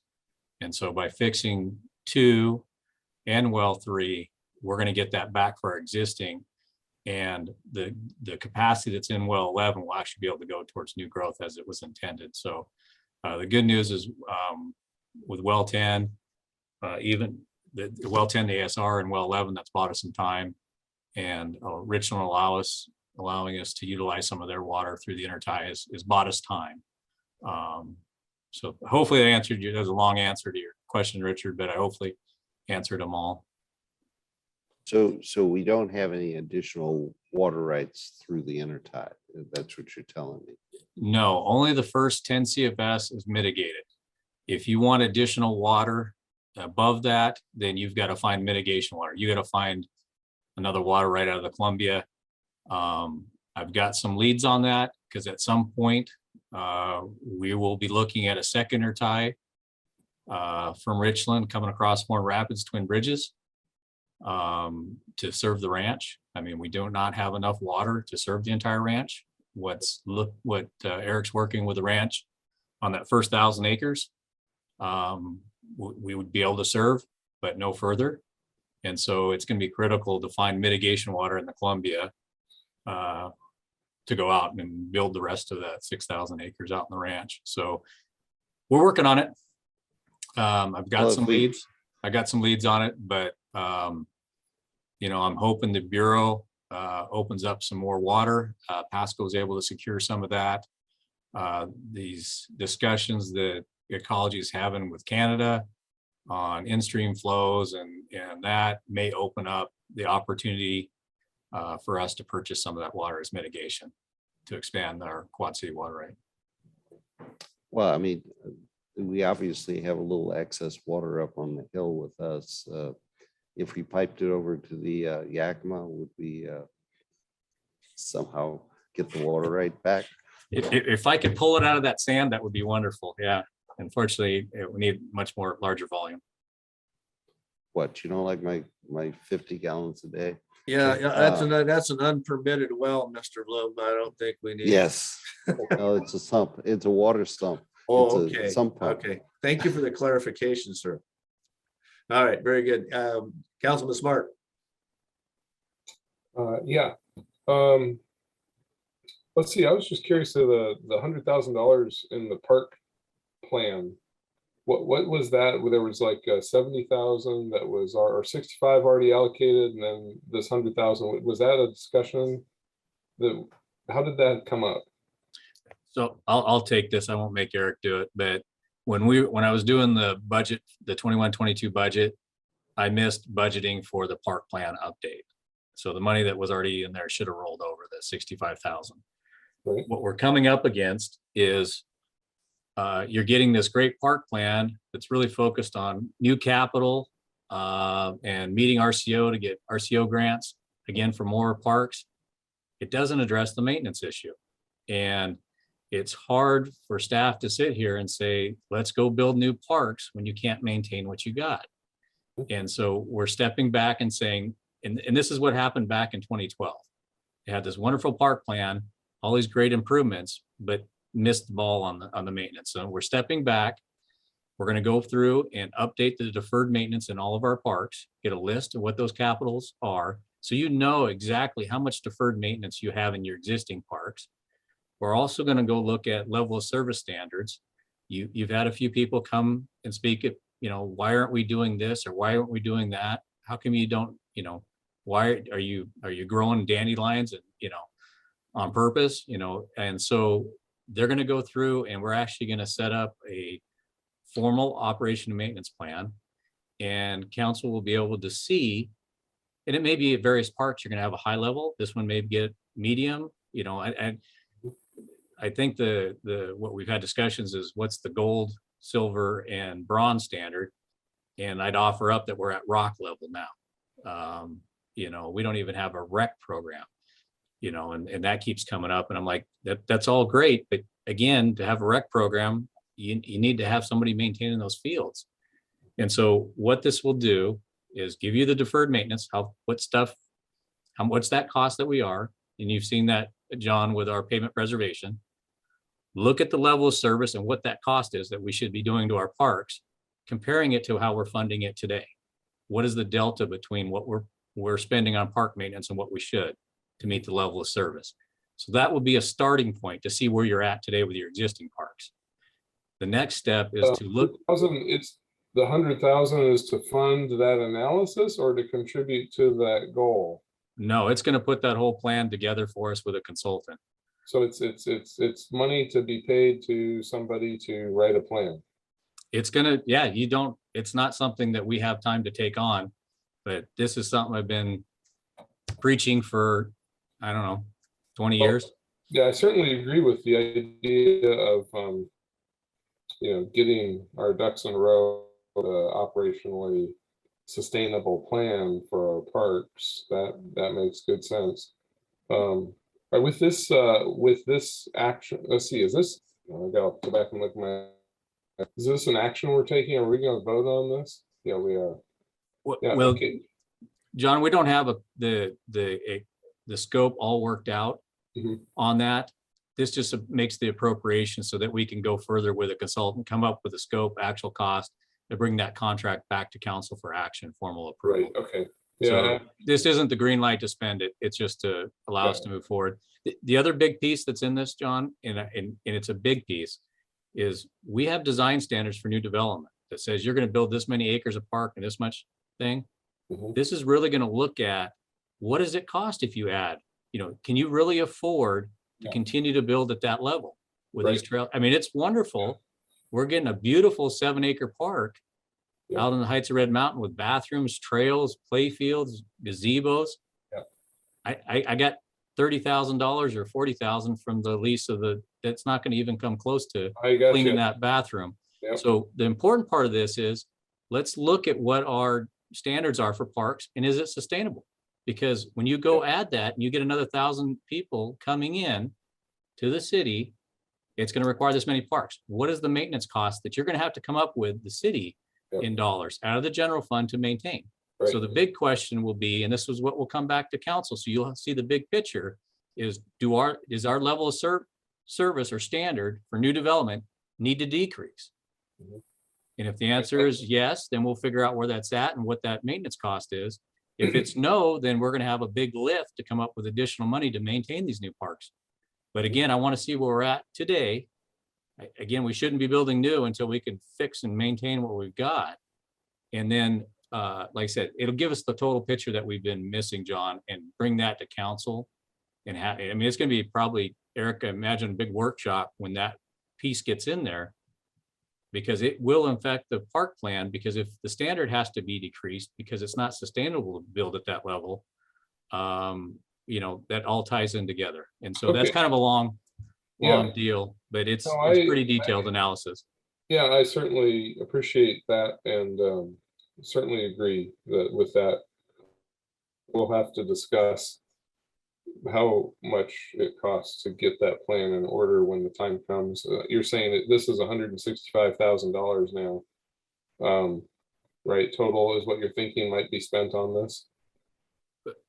I think That's that- what you're budgeting, you are putting that much in the allocation. And then we'll decide later what actually gets spent to come up with that plan. Okay, got it. Correct.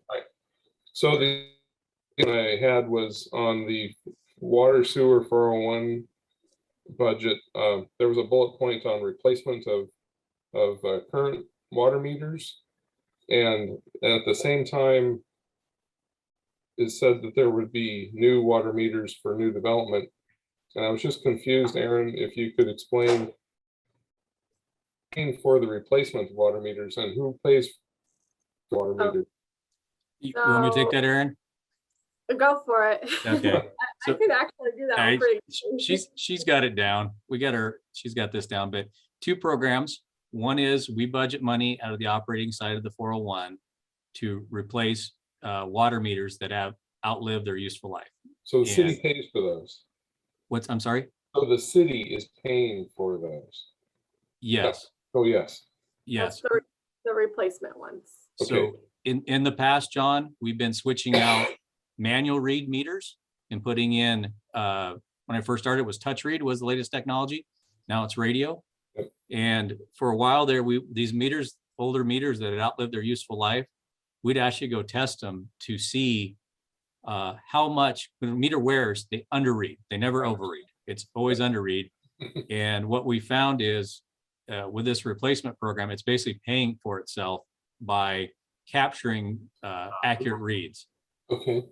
And so we've increased it slightly. We've got a bunch of old ones that I guess were all installed at the same time. So we've got a pretty good slug.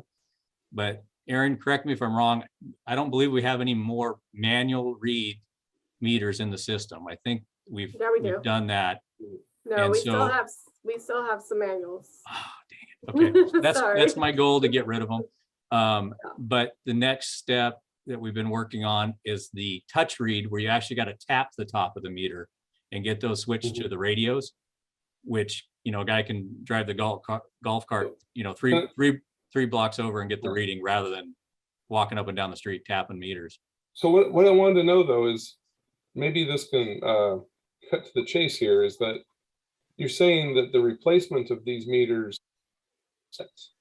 gain for the it was attached to the same to the purchase of new water meters to new development.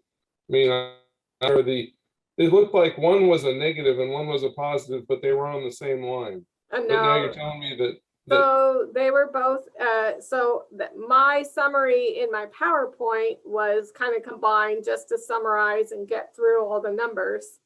But I believe the replacement program was $50,000 worth of meters. And then the new meters, which is partly covered by a corresponding revenue line, is increased by, I think, $125,000.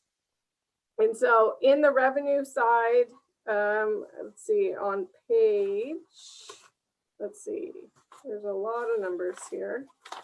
John, basically the new development is when they do a building permit, they have a water connection fee that pays for the meter drops. And so the Okay. increase in that is because of the increase of development. right. So on it- the revenue side, we did increase that water meter revenue collection side of things, and that's the new development side, by 109,000. Doesn't quite cover all of it, but there was some additional there. Okay. Thank you for that. That's what I needed to know. So appreciate that clarification. Anything else, John? No. Perfect. Thank you. Councilman Blue? Yes, I forgot my other question, which was on the solid waste. Looking at the solid waste line in the budget request, it appears that we have a beginning balance of $282,000. And then we actually are forgiving, it looks like we're forgiving some fines and penalties, which brings it down. And I guess my question comes down to, probably goes to Roscoe. What do we plan to do with that beginning ending balance? What's that for? Is that for recycle containers or? Because even I look at the expenditures and the revenues, it appears that we're going to collect even more in that ending balance for that account. So you're right, Richard. Originally, we had plans for additional recycling centers, but recycling's kind of gone sideways, so that's not going to be an option. Aaron, correct me if I'm wrong, is the revenue and expenditures getting closer to matching? I mean, we've always had this kind of No. ending fund balance in that utility. Mhm. Of I don't know off the top of my head. I think it's getting closer than it was in years, but there's still a pretty good separation. Yeah, part of it, Richard, Right. is the well, you're on the SWAC, you know the answer, but with Benton County's, No, I just wanted to bring it back. I didn't want to be in the same position that Benton County was of having all that money for the moderate risk waste facility that we had. So I guess we will be facing a moderate risk waste facility operating cost soon, I assume, if they ever get it up and operating. And I'm just trying to figure out what the vision is for this budget, because I wasn't aware that we had over 200,000. And if you look at the proposed biennial revenue, which, because we just had the increase in costs, it's not quite, I can't look at it on a biennial basis, but right now it looks like we're at about call it 3.3 million of expenditures and almost 4 million in income. So that's a lot of money. well, the solid waste utility has to pay the indirect cost allocation back to the general fund. So, Well, that's including the indirect yeah, costs. I'd have to look at it and see, but Richard, I guess go That ahead. was I was gonna say, that's one of the things on our agenda is looking at that Fund 405 and the garbage contract. Yeah, I we're mean, into, I would just suggest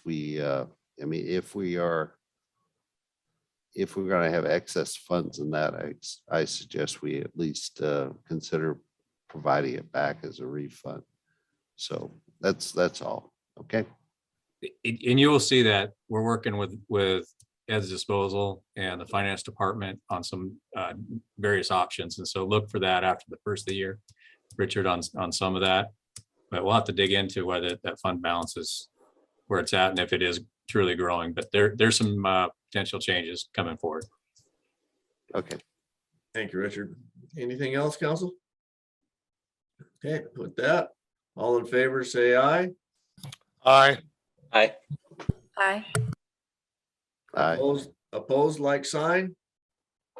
Motion carries unanimous. Thank you, council.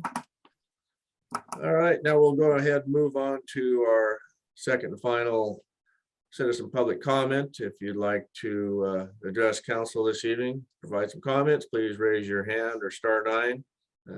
Clerk will recognize you, unmute you, and state your place of residence for the record.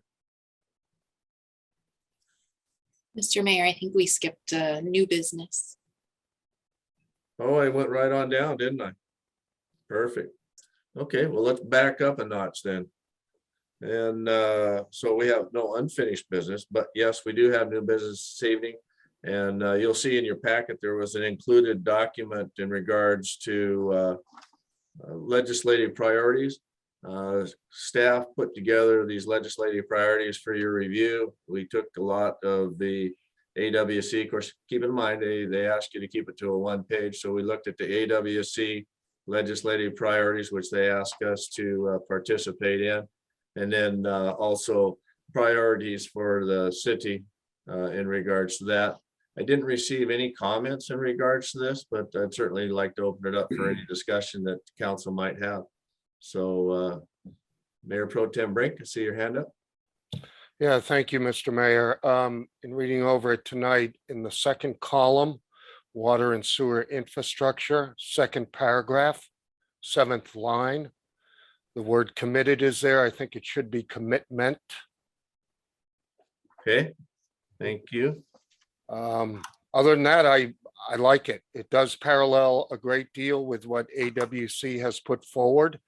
And I think tying our priorities with theirs will only help the city realize their priorities. So I like it.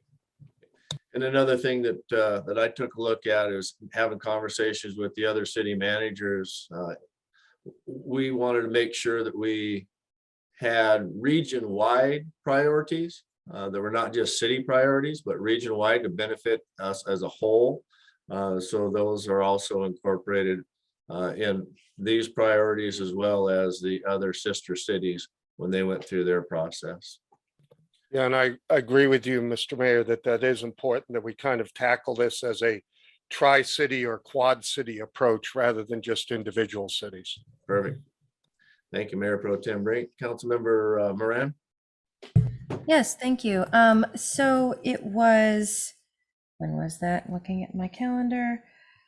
It was sometime last week, I can't remember exactly, but AWC did a little event on the tax structure and the thoughts on what our, I could get to that group in time. There is a specific group that's been put in charge at the legislative level that AWC had a tax structure town hall, and it seems like what is likely going to happen is they are going to be looking at doing some sort of change to taxes. What we did at the city level isn't going to affect anything because this is going to be at a state level. So I'm wondering if we want to put something in there that relates to our views on taxes at the state level, and at least making certain that if there were to be some sort of margins tax or values added tax or anything like that, that it would be neutral rather than meaning that, oh, we're just going to add more. It is going to be neutral so that we aren't going to be, so that we're going to be making sure that if we add here, that we're going to take off here. I'm not sure if that's something that we might want to add to our legislative priorities, but I do know that's going to be coming down the pipe based off of what I heard at that AWC tax structure town hall. And if they had a solid stance in regards to what is coming down from the legislative bodies, it certainly is easier to get on board and support.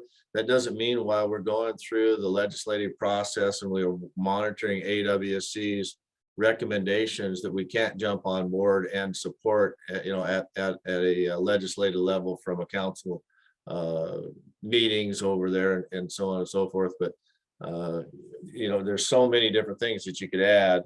I didn't have anything that was positive and firm in that regard, or it wasn't listed on their existing priorities. But that doesn't mean that it's something we can't watch as the legislative session moves forward. Okay, so then as the session moves forward, if AWC changes theirs, would we need to also adjust ours, or would we be able to just go off of whatever AWC says and say that's what we say also? And we can always reach out with AWC's asking for participation and comments from cities and councils. We don't have to change anything that we've got. That doesn't mean that we can't support something that AWC is recommending, which I've always recommended that council stays in touch with AWC and what they've got going on, and, you know, testify and send comments, call your legislators, things in that nature. So that would be the same thing. Okay, excellent. Just also for everybody else to know, that's some come down the line. Make sure you're watching AWC for that. Yeah, they keep us informed quite well when it gets to the hot time of the year, especially. Perfect. Oh yeah. Okay, thank you. So if everybody's good with what we have here, then we'll just bring it back adopted by resolution, consent agenda this next council meeting. And I'm going to be speaking with the legislative council later this month, sharing with them our priorities. So thank you for your input this evening. Okay, with that, with permission from my gatekeeper, Stephanie, can I move on down to the line where I jumped to? I guess. Okay, thank you. It's getting late this evening. So citizen public comment, as I said before, this is opportunity for citizens to comment this evening. If you'd like to address council, please raise your virtual hand or *9 if you're on a phone, and we'll recognize you.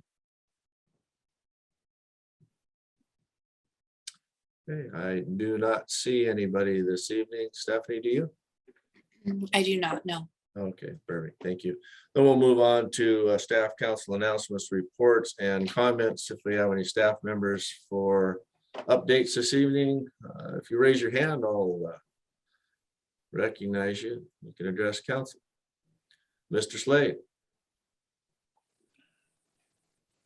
Boy, I didn't even raise my hand. Just to update utility committee members, I emailed you email this afternoon. It deals with water sewer system development fees and whether we need to get together and meet, or if you have enough information on that. So just respond back to me if you could within the next week. If we need to meet, I'll set up a meeting, which would probably be November 30th if we need to. Or if it's just quick questions, go ahead and email me and we can do it through email. Just let me know on that. And then the second item I have is update on the SR 224 Red Mountain Transportation Improvement Plan. Not good. You know, you've seen the news on DOT and their staff, and with the governor's mandate to the state agencies, they've lost staff. While the public thing is it's a small percentage. For our project, it's key. It's key employees they lost. And so they've lost their number 2 person at their local design office and the engineer that was doing all the design for this project. And so it wasn't a good update with the local Richland office. And so I elevated it up to the Yakima office to get the rest of the story. And, you know, basically DOT is in preservation and culvert maintenance. That's what they're doing. And that is coming down from headquarters. So if it doesn't fit one of those 2, the staff that they do have remaining is working on that project or those projects. And so I just, you know me, I'm blunt. So, you know, tell me what that does to our project, because it was a heavy lift to be able to retain our $24.5 million of Connecting Washington funds. I don't know how many times that was lost and regained, or because there's a number of projects on the west side of the state that are already under construction that have major overruns that I don't know if there was already wheeling and dealings to take that and go over there, but there was people that were not happy that we were able to retain it. And so having this project sit for another year and trying to go over to Olympia and tell them, hey, keep retaining the remaining balance, this is still an important project. You know, it wasn't going to go anywhere with DOT. So quickly got the mayor involved and basically discussed options with DOT at the Yakima office. One of the options was we let DOT let it sit and take the risk of losing the funds in the next legislative session when they're trying to put together a transportation budget. I even asked if they can hire consultants or try to hire staff, and neither one of those seemed to be an option for the state. And so really it came down to the only way that project was going forward was if the city was willing to take it on. $26 million project is a huge project for the city to undertake, but the city can't afford to let that money just go out the door. Those improvements are needed on Van Giesen as we have development going on that side. So the consensus between me and the mayor is we'll figure out how to make it and get it done. The new engineer I hired happened to be the DOT engineer that was designing that. So the good news is he's familiar with it. Bad news is only got one of them, but we're going to reorganize our priorities and keep this project moving forward so that this time next year, we're in a position to say this project, we need the remaining balance of Connecting Washington so we can build this project and not let that money snag. So that's kind of a, we'll figure it out. I'm going to say the biggest project the city's ever done used to be back in 2008 when we did a $8 million expansion of the treatment plant. This year we beat that doing a $12.5 million police station, and we'll blow that out of the water when we do this $26 million roadway project. And actually it's when you throw the water and sewer improvements that are going in, it's closer to 28 million. So we'll figure out a way to get it done and make sure that money stays in West Richland. Okay, thank you, Roscoe. Appreciate it. Yeah, it's we can't afford to let that project get away from us. It's huge important for the development growth of our community. Any other staff members this evening? Oh, I have one. Yes, Aaron. I just want to give an update. Yesterday was the first day we shut water off in 1.5 years. It went very smoothly for the amount we went through. We had a total of 88 accounts on our list.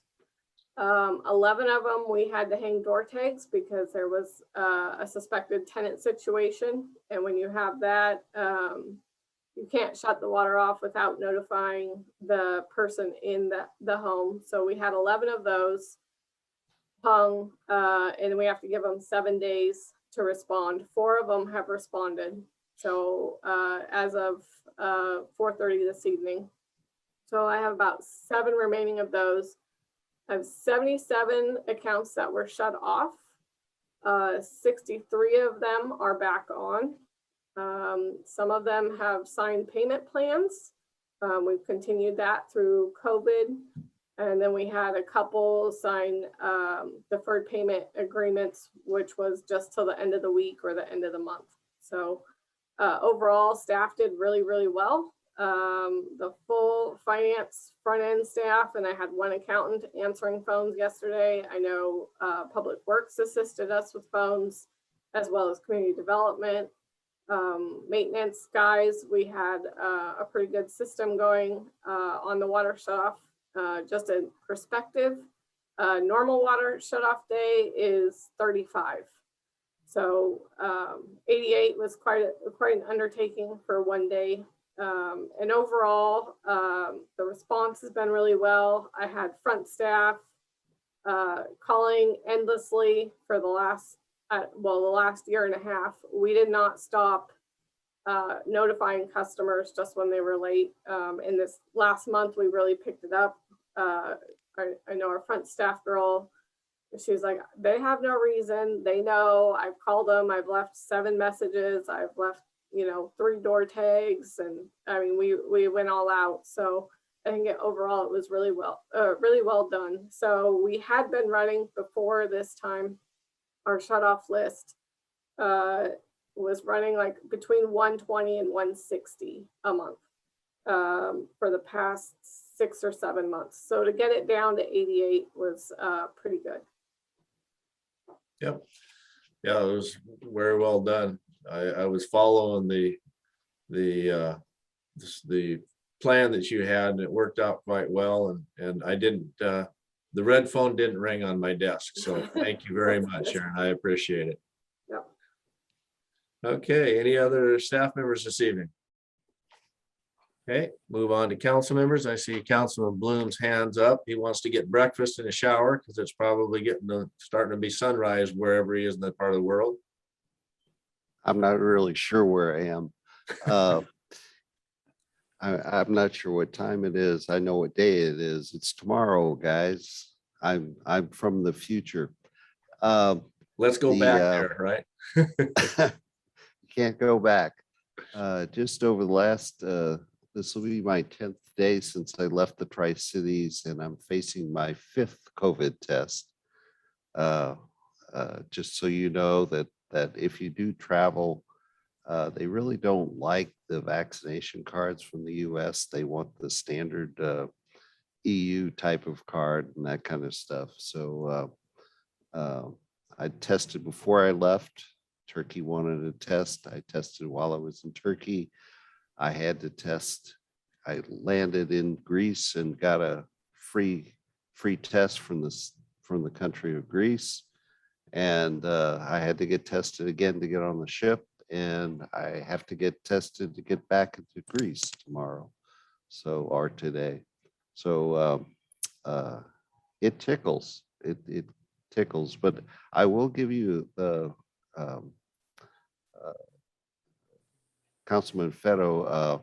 My son informed me that he came down with COVID after fully being vaccinated, and he believes, he's recovering, but he's having much a similar experience you had of feeling really lousy for a week or so, and finally coming back. But Well, when it carries on for 2 months, then he can have some conversations with me.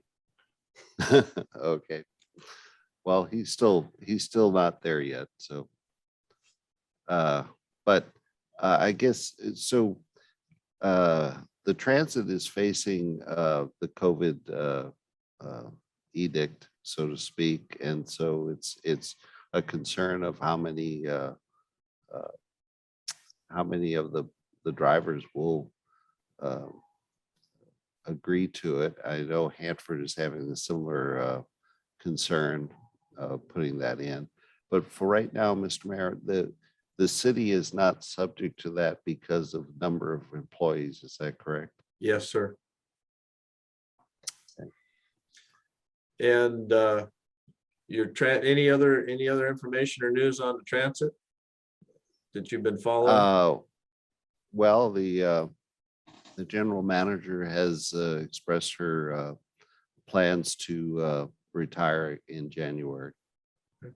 And so we're moving forward from there. Okay. Yeah, I didn't know if you'd caught that news, being that you're out of touch, but very good. All right, well, we'll have further conversations in regards to that when you return. Okay, Richard? Okay, and just for information, if anybody wants to get a hold of me, I do have Wi-Fi, but if you wanted to send me a text or anything of that nature, the only way really to effectively get to me is WhatsApp. So, okay. Yeah, I tried to call you once, and it said something funky, but your alpacas are being cared for very well and being overfed. She was feeding them twice a day instead of once. yeah, they're probably loving her. Yeah. Okay. Thank you, Richard. Councilmember Moran. Thank you. Yes. First, I want to thank staff and everybody that made it so that Juneteenth is going to be an official paid holiday for the city staff. So thank you for that. I like that. I wanted to let folks know also for the AWC Tax Structure Town Hall, they did give us a website where we can look up the information about what they're looking at for changes, and that is taxworkgroup.org. All one word, taxworkgroup.org. I was wondering something that I just saw right before the meeting that I wanted to ask about. First, have we already allocated all of our CARES Act? Have we already voted on it, or do we still have to finish a vote on those? CARES funds has been allocated. Absolutely. Okay. I just, I was reading something right before this, and it looks like there's a section in the CARES Act where the money could actually be used for O&M, for operations and maintenance for parks and recreation. But if it's already been allocated, then that's a done deal. I was wondering regarding subcommittees and ad hoc subcommittees, is there any wording somewhere in our rules or in our handbooks about how they're created, who's on them and whatnot? And we can talk offline if you want. It was just a question. Yeah, it's the same answer that you've got in the past in regards to that. We'll look at it after every election cycle. We'll also be looking at subcommittees. We like to move people around in subcommittees, give everybody a different flavor of different departments, and then take a look and see what we have for ad hoc or committees for the next budgets or the next year. So we'll Oh, do no, that, do that through workshops. Right, no. What I meant more was, is there something written anywhere that relates to requirements, how to fill them and whatnot, or is it just, All of those positions are at the discretion of the mayor and the conversation between the council members and mutual agreement. gotcha, and that's located in our city code? Stephanie, you want to help us with that one? Sorry. It's the way that it's been done for years. I believe that is in the council handbook. protocol. Yeah, Okay. I'll have Have you to, looked at your council handbook? Yes, I have it right here, actually. I've been reading through it often. And you, Yes. you didn't find anything in there? I'm still searching through it. It's really hard to search a word if it's not electronic. I'd love to get an electronic version. That would be really nice for the future. I'll have Stephanie take a peek at it and see if she can find any particular document. But since I was on council and since I've been mayor, that's the way that we've always done it. So Fair enough. That is my least favorite answer to any question ever, is that's how we've always done it, but that's okay. is there a problem with it? No, I just wanted, just checking to see if, I always like to say, well, here's where it says in the book. So that was just what I was needing to know. I have a concern about OPMA and if there are any requirements for OPMA when it comes to that. I know that there's not a majority of council that are on these, but since it is a meeting, I want to make sure that we're, covering our butts. Yeah. If there's OPMA. Three council members or less is fine. Mhm. For your I had thought that OPMA covered more than just the number of council members, but so let's see. For putting on a different hat, the West Richland Community Care Foundation this year, rather than doing meal vouchers, is doing Walmart gift cards. And we are giving out $5,500 worth of Walmart gift cards going through schools, the West Richland Police Department, different religious organizations, and the senior center within West Richland. So keep an eye out for that. There's going to be an announcement on our website.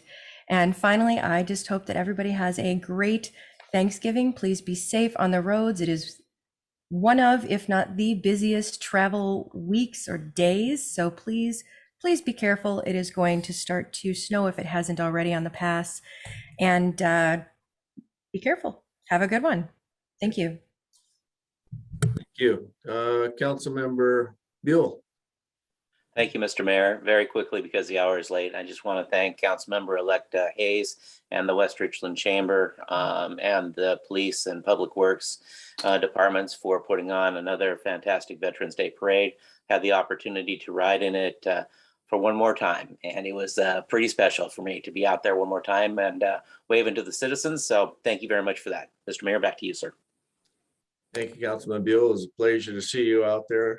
And I missed your daughters. They've all graduated and it's not cool to be hanging with dad anymore. And they're off in adult land, right? Perfect. Any other council members this evening? Okay, seeing none, then thank everybody for your, Roscoe, you got something going on? Oh, you're saying goodbye? But you're raising your hand now, huh?